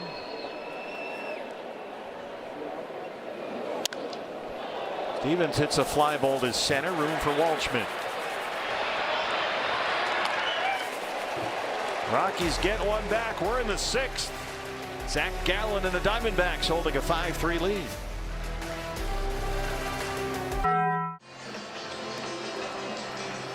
There's a look from overhead. There's Baxter and company. They're dropping hot dogs from the sky, and Bob Brenly has caught one here at our booth. Yeah, I like the Bar S logo on the, what do they call it, parachute.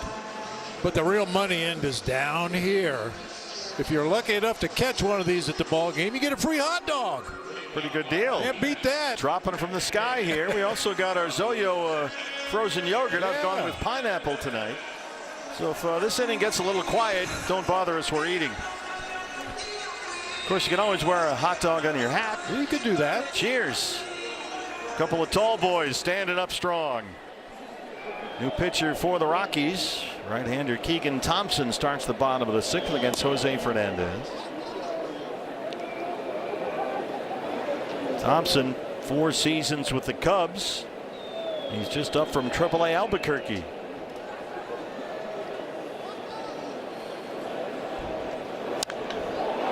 Way up high. This is higher than the roof.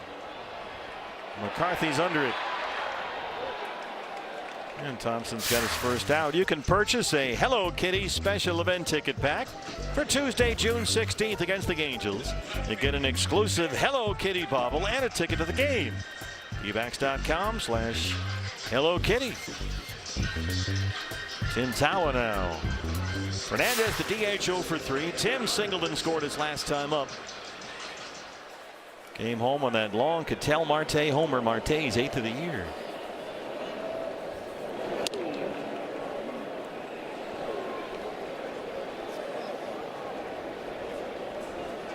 Keegan Thompson's bounced around a bit.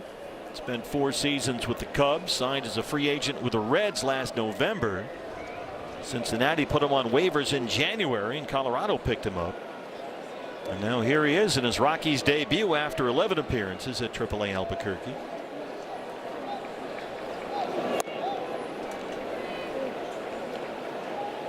On Auburn University from Coleman, Alabama.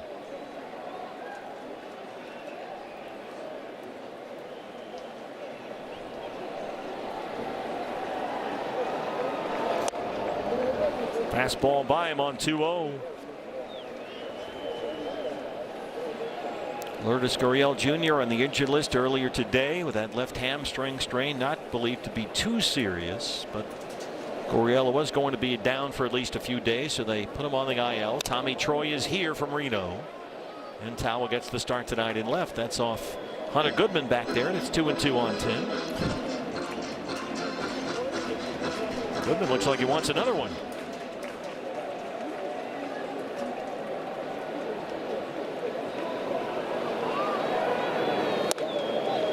Won't chase the cutter out there. Runs away from the right-hander. Waldschmidt on deck. He singled and scored in the third.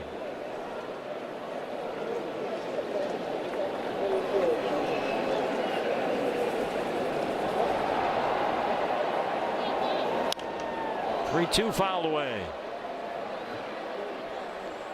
These two teams will conclude this four-game series tomorrow. 1 o'clock start. We're with you at 12:30 on D-Backs TV. Ryan Nelson up against the veteran left-hander Jose Quintana. And then we're off to San Francisco for 3 against the Giants starting on Monday.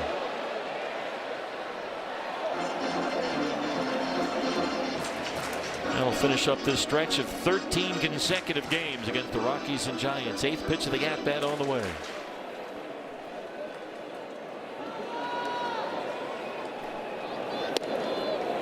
And Tim Tawa fouled off a few pitches in that one. 3 of the last 4 before he took ball 4. 1 out runner now for Waldy.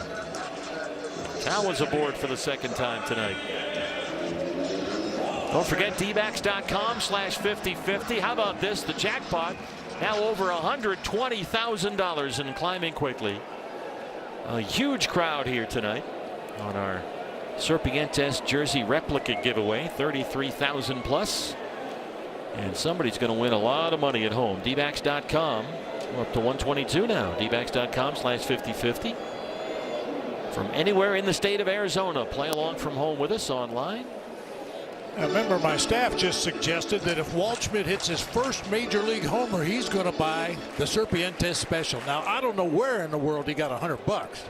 Not from you, I know not that. From me. Well, maybe they could have squirreled away that much when you're not looking. And Gabby Lane is open for Waldy. He just kind of squirts it the other way off that cutter, and a big smile from Ryan Waldschmidt, who has his second hit tonight.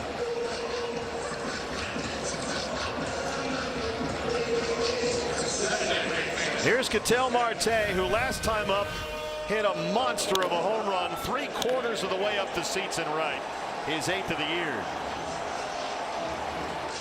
He has singled, walked, homered, scored twice, and knocked in 2 runs. Talk about being in the zone. He is living in the zone. 2 on and 1 out.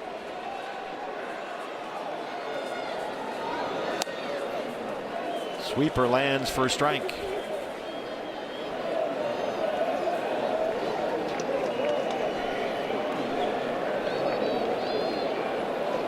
Oh, by the way, 34 consecutive plate appearances for Ketel without striking out. We always say it, with the walks will come the extra base hits. That goes a 5-hole on Goodman, and everybody moves up.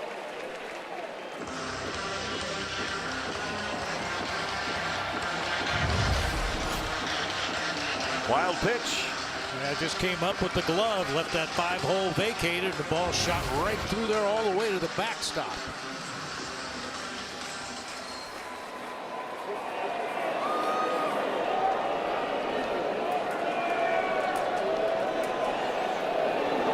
Infield in for the Rockies. Stevens coming home. Tawa's out of there. They got him. Boy, that was close. Rob Drake called him out. That's the youngster Chad Stevens at second base, home to Hunter Goodman. Here's a look.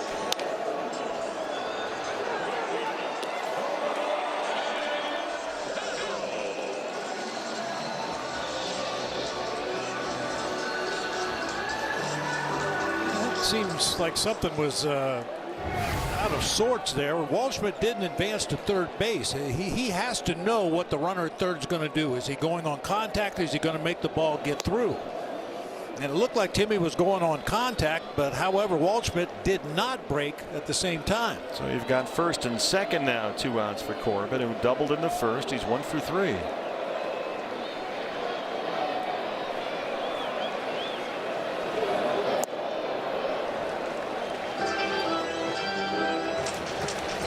Diamondbacks have out-hit Colorado 9-6. They lead at 5-3. They got 3 in the third, 2 in the fourth.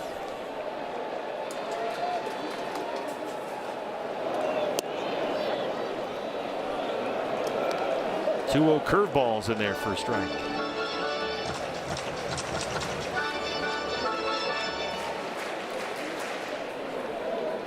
Corbin's now hit in 14 of his last 15 games.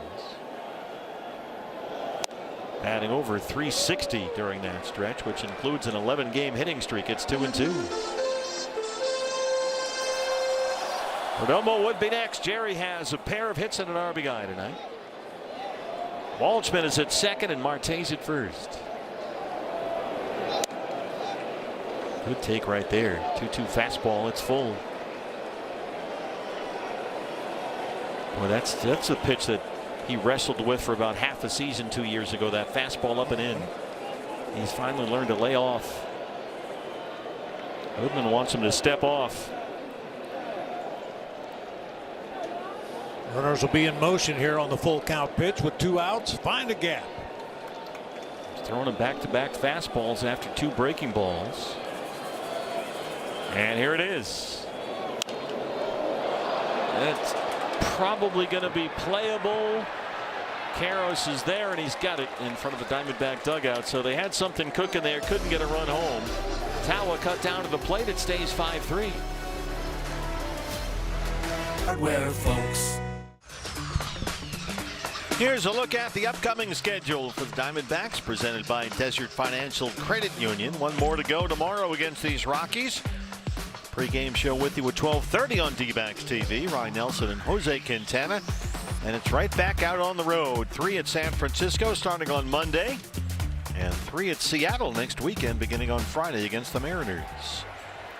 D-Backs TV drone high overhead as Kyle Karros, the number 9 man, leads off the Rockies 7th against Brandon Pfaadt. On in relief of Zach Gallen. Karros 0 for 2. Diamondbacks with a 5-3 lead.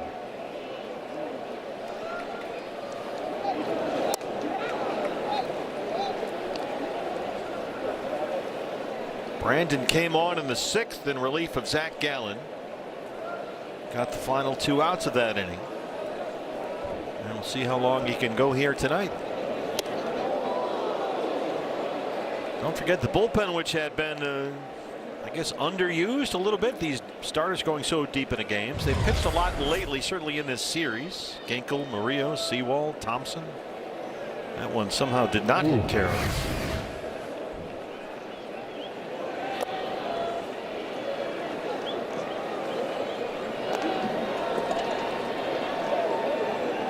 Jake McCarthy on deck, then it's Hunter Goodman.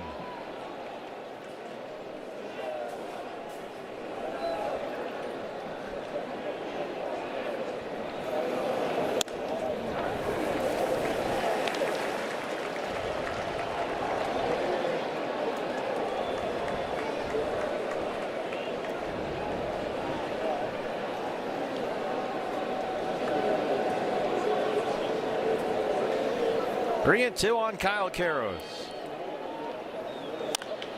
That's foul at third. There's a chance for Bill Callison, our Golden Glover down there. Oh, it got interrupted right there. I think Mr. Bill. Yeah, Mr. Bill was all set to go. That's Bill Callison, our Golden Glover, working left field. We got a rookie in right, so we're kind of easing him into things. That's Rich Clower. We call him Clower Power. At least we did tonight until we come up with something better. Rich is wearing the black shirt. There's Rich. Or Rick, pardon me, Rick Clower. He's he's had a quiet night down there. Yeah. The legends working the sandlot. A huge crowd here tonight, 33,000 plus. Long at bat here by Karros. And it ends up with a ground ball to Nolan Arenado, the former Rocky. And son, that ain't no way to make a living in the big leagues. No, sir. 10 gold gloves down there at third for the Diamondbacks. So Fox retired all three he's faced. Here's McCarthy, who's 0 for 3 in the leadoff spot.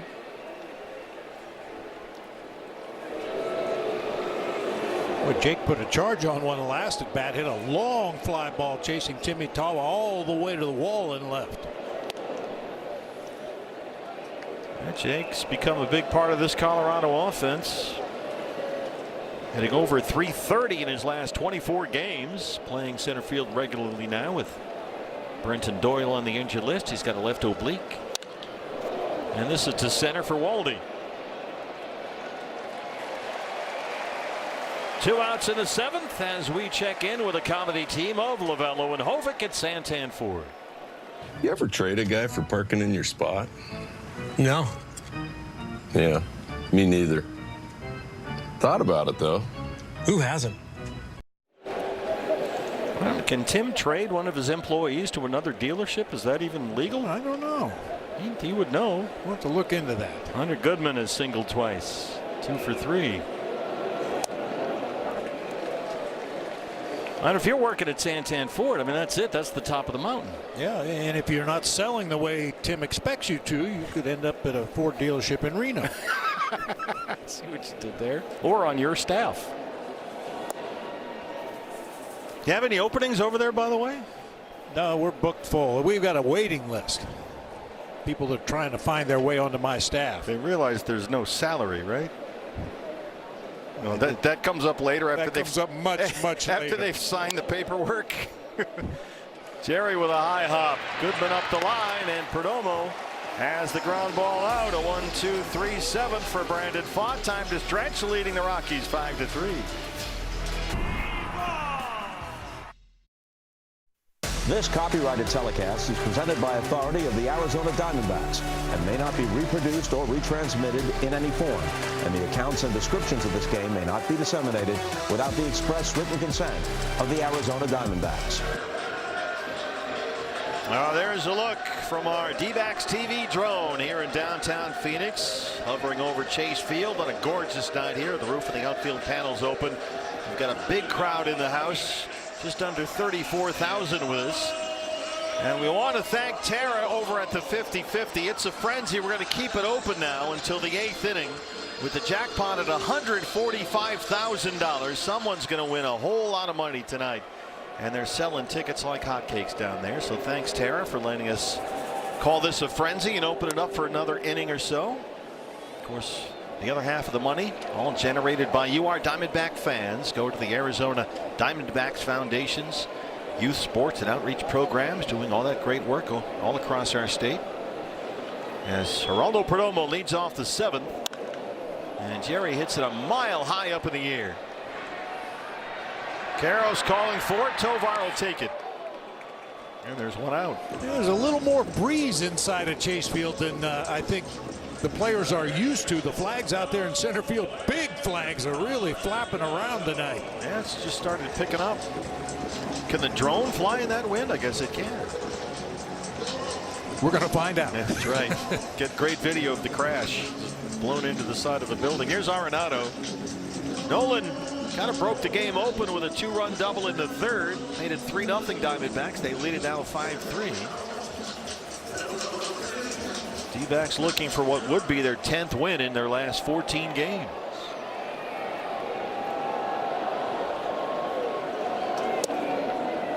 We've talked about this stretch of 13 straight against the Giants and Rockies. You want to do well over that stretch, kind of get yourself right in the standings, and so far so good. They're 6-2, and they lead this one 5-3.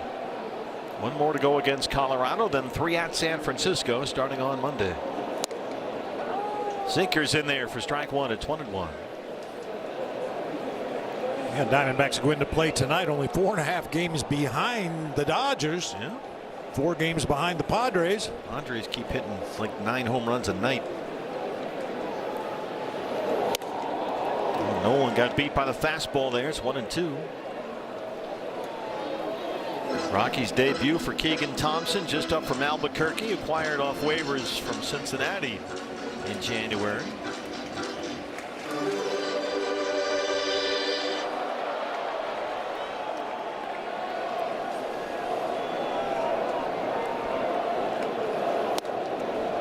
Got him with a sinker. First strikeout for Thompson. There's 2 outs in the 7th. And that'll bring up Ildemaro Vargas. You can purchase a special event ticket pack for the game against the Rockies. Well, that's tomorrow. There's still time, May 24th. You'll get a ticket to the game plus the Toy Story t-shirt. To infinity and beyond. dbacks.com/Toy Story. As Ildemaro Vargas steps in, and somehow you have stolen an advance copy. Oh, there's a snake in my boot. And then it's got the cartoon on the back. I love this one. Yeah, that's nice. Woody and Buzz Lightyear. I only saw the first 2, so I don't know who the middle one is. Jesse. I'm told it's Jesse. Okay, I thought it was Jesse. Our director Brian Moss. He's coming on the back end of that, did you? Our director Brian Moss, who's probably watched all those Toy Story films numerous times. Oh yeah. 2-0 on Ildemaro, 0 for 3 so far. Well, there have been 5 Toy Story movies, so Mossy's been busy. He always is. Especially now that the Sabres have been eliminated from the Stanley Cup playoffs. Montreal lost tonight. Not happy. And Vargas aboard a 2-on walk. Second walk issued by Keegan Thompson. Now a chance for Gabriel Moreno. There's the drone zooming around right now. High above the Chase Field scoreboard. The wind, apparently the wind is no match for the drone. The drone's doing just fine. Nice and steady.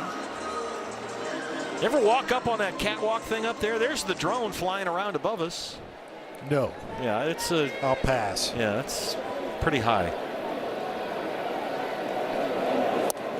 Well, the drone is, I mean, it's sailing above that thing right now. Back out into the Phoenix night. Like a Ketel Marte home run. Oh, I like it. Gabby 0 for 3.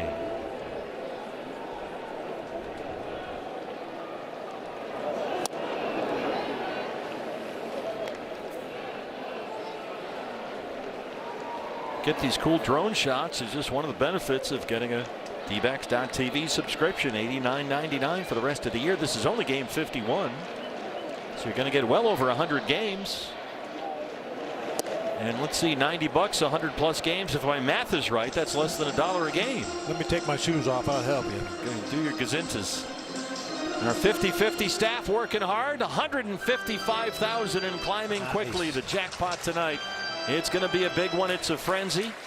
Our thanks again to Tara for keeping that open through the 8th inning tonight. Going to give you an extra inning to get your tickets. Doesn't chase the cutter. It's 3-1. 155 and counting. There's all your options there. You get the 602 tickets for $100. That's the Serpientes special.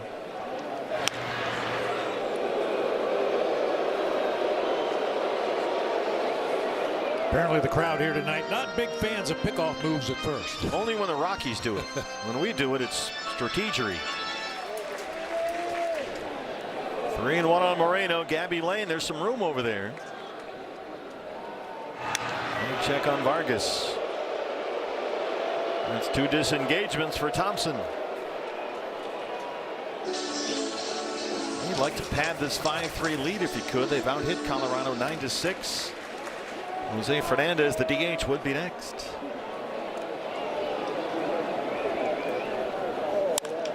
Gabby Lane is open. He dunks it into right. Vargas will stop at second. A nice job by Freeman to get that back in quickly. And the Diamondbacks now have 2 on and 2 outs. That's 10 hits. That wasn't a dribbler through the right side that time. That was a smoked line drive into right field. Can't take any chances with Freeman out there. He's got a pretty good arm.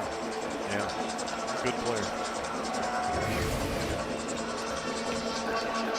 Conference time now. Malone Lishman, the pitching coach, heads out to the mound as we check in with Andrew, the home buyer. Catch the best deal for your house by calling me, Andrew, the home buyer.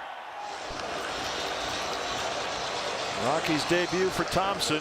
Vargas at second, Moreno at first. 2 outs in the inning. Rob Drake out to break this up. Keegan Thompson did not pitch in the major leagues last season. He was with the Cubs for 4 years. And he spent last season at AAA Iowa in Chicago's minor league system. And the Rockies in his Colorado debut have thrown him into the fire here in relief of Lorenzen. Lorenzen, by the way, went 5 innings, gave up 5 runs on 8 hits.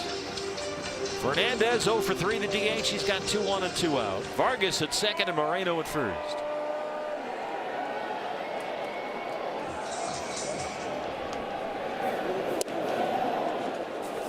Jose, since he had a big series at Mexico City, is hitting .92 in his last 21 games. Only 13 of those have been starts, however.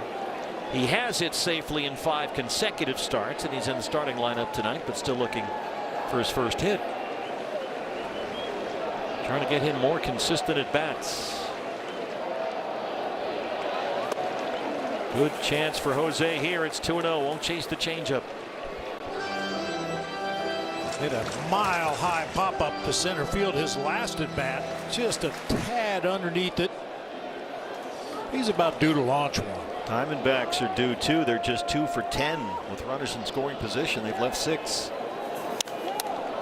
Oh, he hit another towering pop-up. This is way up high. Karros is calling for it.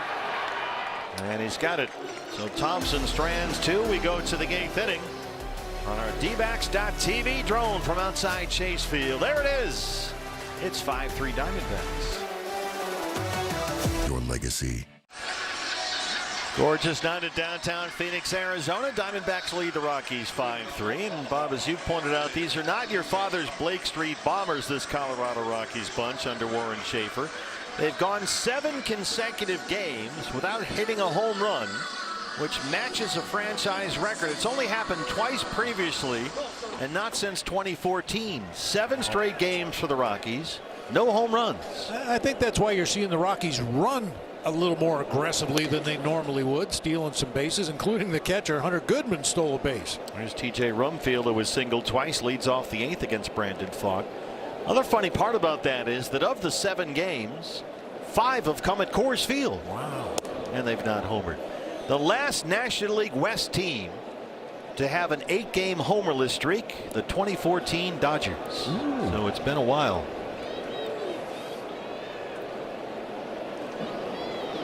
Of course, walking a pretty high wire bringing that up right now, but they're about to set a record. 6 outs away. This one's on its way. And how about this? Right on cue, it's TJ Rumfield.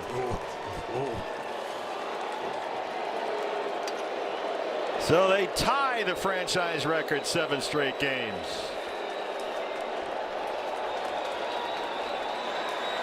Rumfield 7th, and it's 5-4. Well, a lot of those drives today have been dying on the warning track. This one just continued to carry. I mentioned the wind is swirling around inside Chase Field. May have helped that one out a little bit. I feel like I did my part as well. Tyler Freeman now. That's why I didn't read that. I know. Card. See, I took the bullet. It's all right. I'm here for you. Freeman 0 for 2 with a walk. Activity in the Diamondback bullpen now. Pfaadt got the final 2 outs of the 6th in relief of Gallen. Worked a 1-2-3 7th, and Rumfield hits his 7th to lead off the 8th.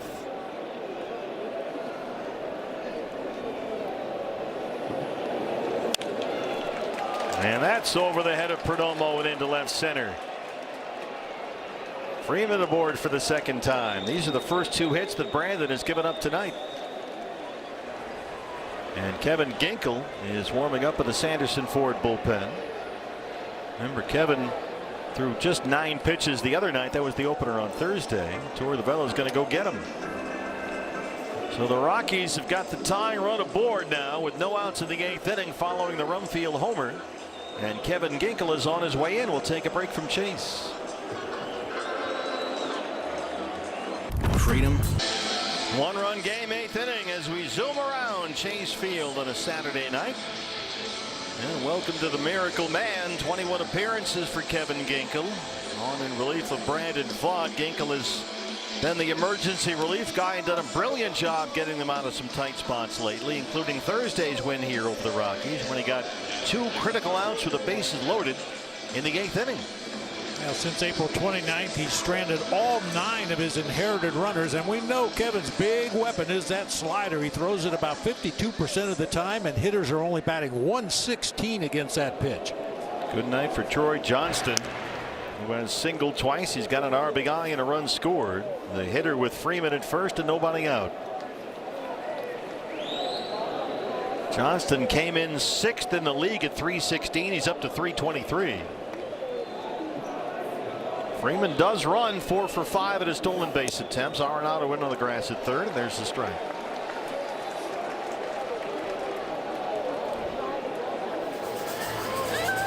Snakes alive. 5-4 in the 8th.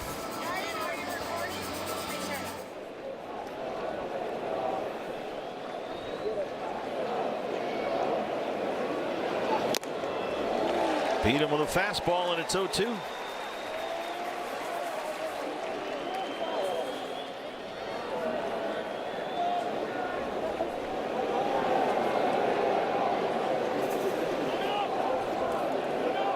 Torey Lovullo was asked about Kevin Ginkel the other day after he's got him out of several tight spots lately. Biggest difference for Kevin right now, he's healthy. Had some elbow and shoulder trouble last couple of years. Tunnels that fastball slider coming out of the same spot.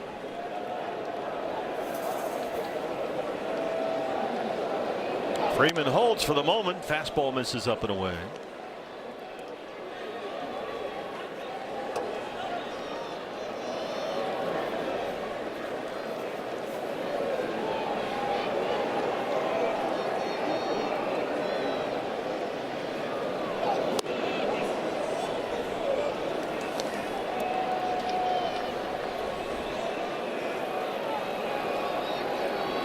Ezekiel Tovar 0 for 3 on deck. It's 2-2 on Troy Johnston.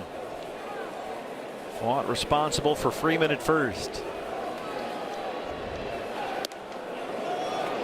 And poking away, up and away. Johnston's laid off all 3 times, and it's a full count.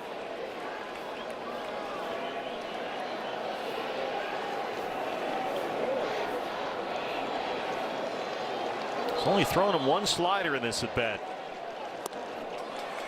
And another fastball. So Ginkel loses Johnston.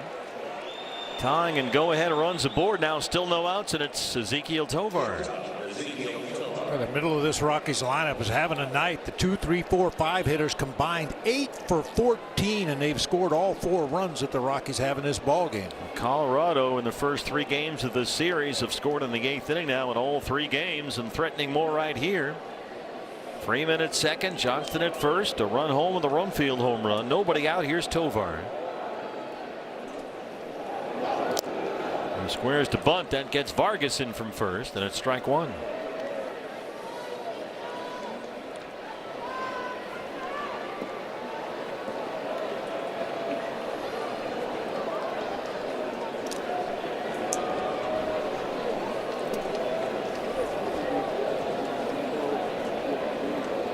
Tomorrow crashing again. Tovar gets it down. Vargas to third. Nice. And they get the lead man. Freeman's cut down at third base. Ildemaro Vargas, another tremendous play.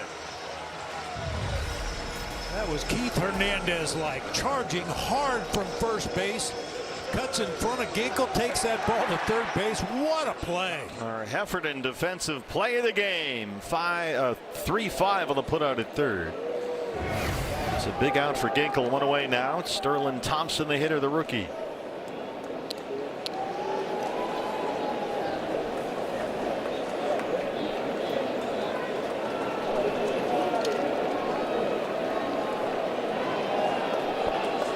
Johnston at second, Tovar's at first.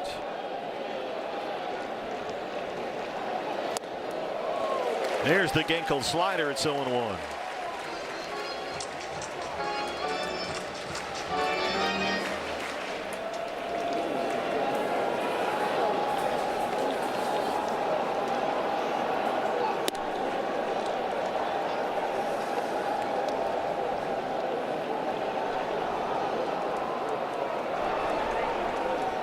Seth Halverson, who throws the ball 103 miles an hour in the Rocky bullpen. Foul back here, fastball, and it's 1-2 on Sterling Thompson, the rookie.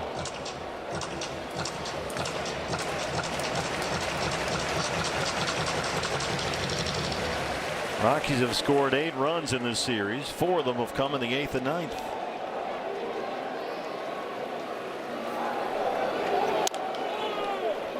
Bounce to first once more for Vargas. Runners move up. Ginkel gets his second out.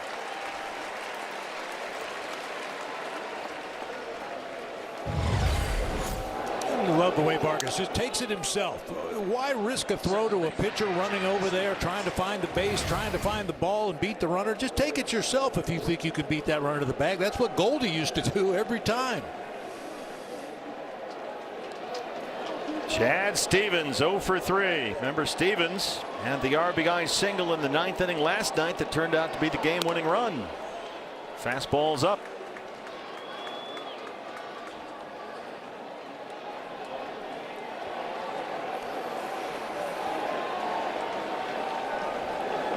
Johnston is the tie run at third. Tovar the go-ahead run at second.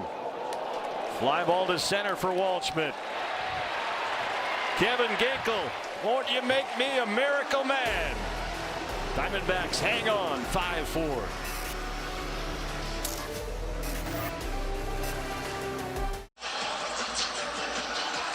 High fives all around. Kevin Ginkel.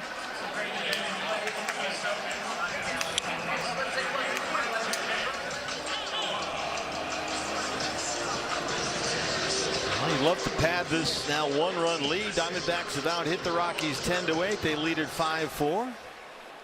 Keegan Thompson, who's thrown 39 pitches since the start of the 6th inning, back out there for the bottom of the 8th. And Tim Tawa, who's had a good night, a single and a walk, leads it off.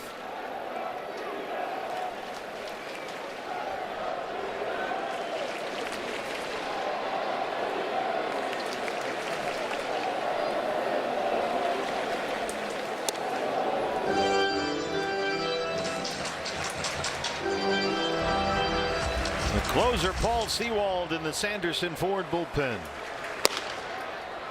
Rockies have 9, 1 and 2 due up in the 9th. Towel pops it up. That's coming back here. Don't hit the drone.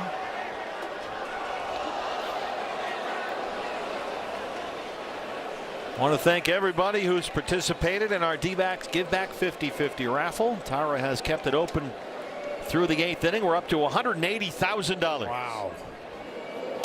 Great job by our tremendous Diamondback fans. Some lucky fans going to win half the money. The other half will benefit the Diamondbacks Foundation's youth sports and outreach programs, which benefits youngsters and folks all over our state. It's still going up.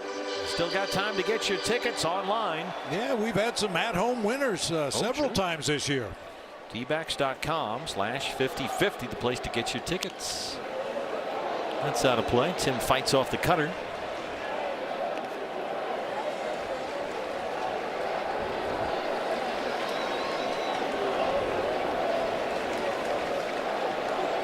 Diamondbacks won the opener 2-1 of this series. Colorado came back, won it last night 3-2. We got another 1-run game on our hands late.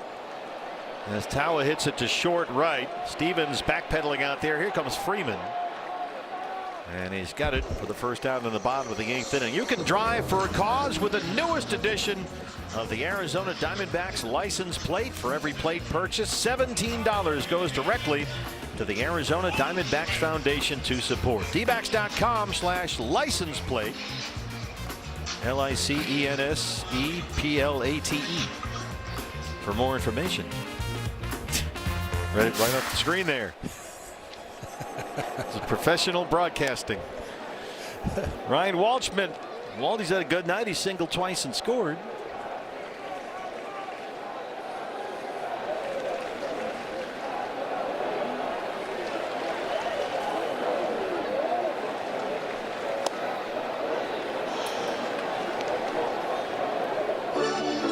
Warren Schaefer had Seth Halverson up in the bullpen and ready to go with that 103-mile-an-hour fastball. He's throwing a complete game down there right now. And he's sticking with Thompson.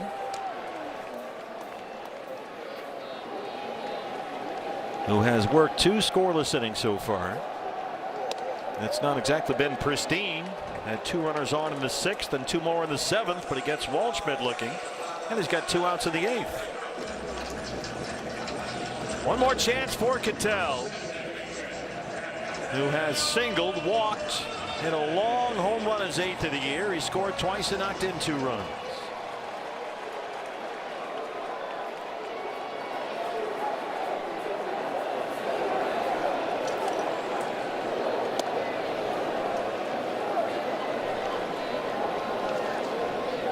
Ketel Marte's played 11 games here at Chase Field this month. He's hitting .349 in those games with 8 extra base hits.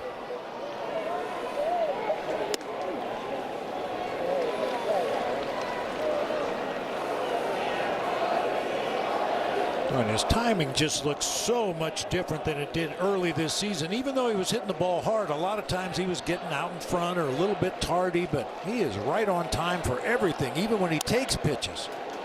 Thompson now at 50 for the ball game. Cattell's hit in 7 straight, 11 of his last 13. 35 plate appearances now without a strikeout for Ketel Marte.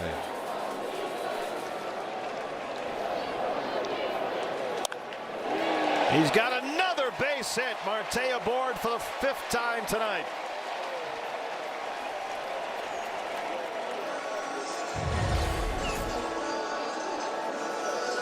Little sinker that started just off the inside corner, tailed back over the inside part of the plate, and it's all over.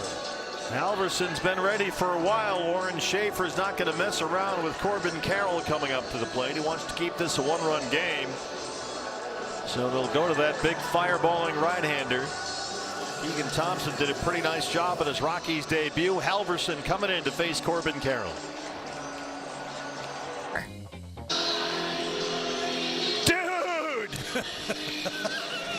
They're fired up. The replica jerseys flying in the breeze here at Chase. 33,000 plus. Some people just should not take off their shirts in public. Seth Halverson on to face Corbin Carroll. Halverson is straight heat. He's thrown a fastball this year. 100, well, that was last year, 103 miles an hour. He's down to a measly 101 this year. Marte at first with 2 outs.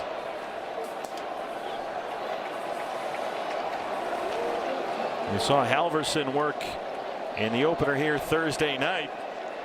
Faced Corbin Carroll to lead off the 8th inning and struck him out. It's 1-0. Just missed it. Oh, that would have brought home a run. Right by Rome Field, foul at first. It's 1-1.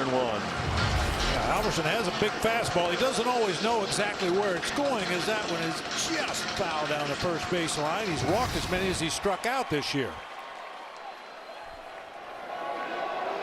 Corbin doubled in the first. He's 1 for 4.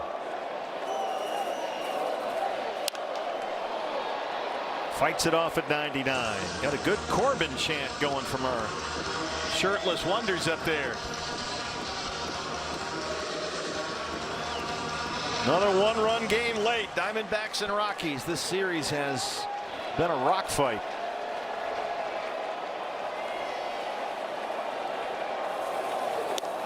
And he got him again at 101.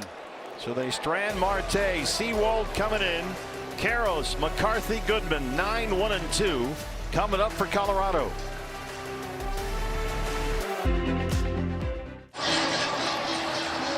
Jump around around. It's a one-run ball game in the 9th inning. Diamondbacks lead the Rockies 5-4, and here is Paul Sewald. Don't forget, post-game preview brought to you by Talking Stick Resort. Jody Jackson, Brandon Webb standing by. Paul picked up the save here Wednesday against the Giants. Came back the next day, Thursday, got 3 outs on 6 pitches in the 9th, and was the winning pitcher in the opener against Colorado. Unlike last year, Paul Sewald has saved 11. Juan Murillo 1. Jonathan Loaiza 1. Last year, the Diamondbacks had 17 different pitchers with at least 1 save. That's the all-time record in Major League Baseball. There's the sweeper to Kyle Karros, who's 0 for 3. The number 9 man leads it off for Colorado. Then it's Jake McCarthy and Hunter Goodman. Karros hitless in the series. Just 4 for his last 32 up there.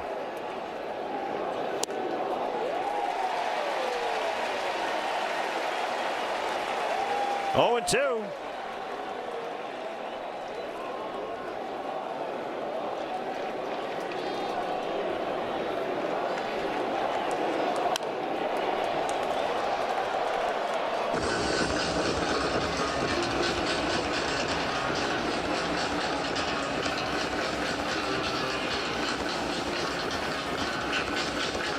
Paul Sewald signed a free agent deal to return to the Diamondbacks in February. His family now Valley residents. They wanted to be back here. Did he go? He did not. Bruce Dreckman says it's 1-2. I thought you were asking me. I said yes. I always ask you first. No, he checked. Yeah.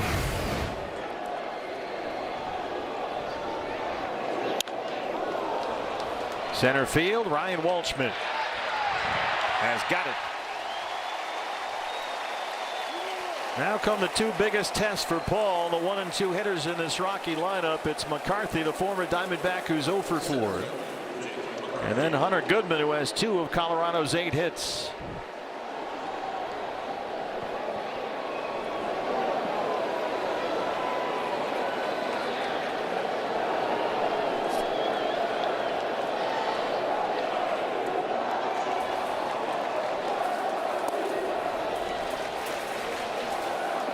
Jake had an infield single Thursday in the opener. That's been his only hit of the series.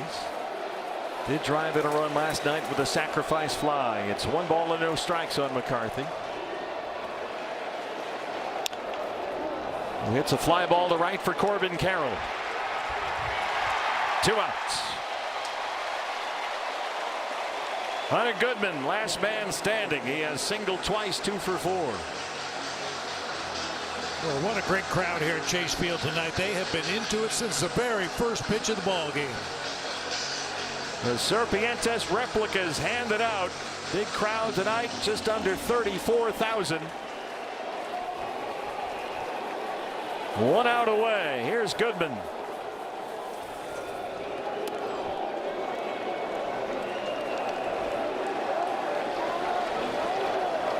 Goodman has a lot of swing and miss. He's among the National League strikeout leaders.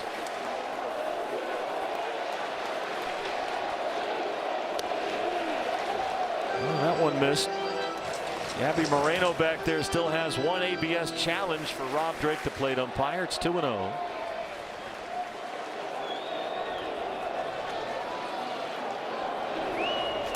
Swing and a miss on the sweeper.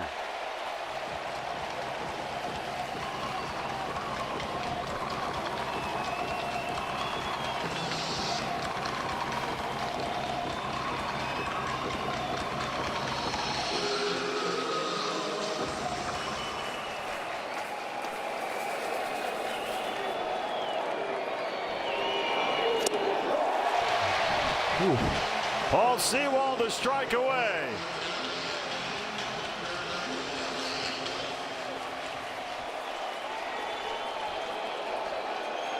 Two and 2 on Hunter Goodman. Ball game. Sewald slams the door, and the Diamondbacks get back to 3 over 500. They have won 10 of their last 14 games, and so far on this stretch of 13 straight against the Rockies and the Giants, they've gone 7-2. Good to see him bounce back after a really tough loss in the ball game last night. We said you got to find that mojo again, and they did. Got just enough offensive support behind Zach Gallen in the bullpen tonight. So Sewald, the winning pitcher here in the opener Thursday, picks up a save here Saturday. And the Diamondbacks will look for the series victory tomorrow with Ryan Nelson on the mound against Jose Quintana. We're with you at 12:30 on D-Backs TV. Jody Jackson, Brandon Webb up next post-game show after this. I could reward my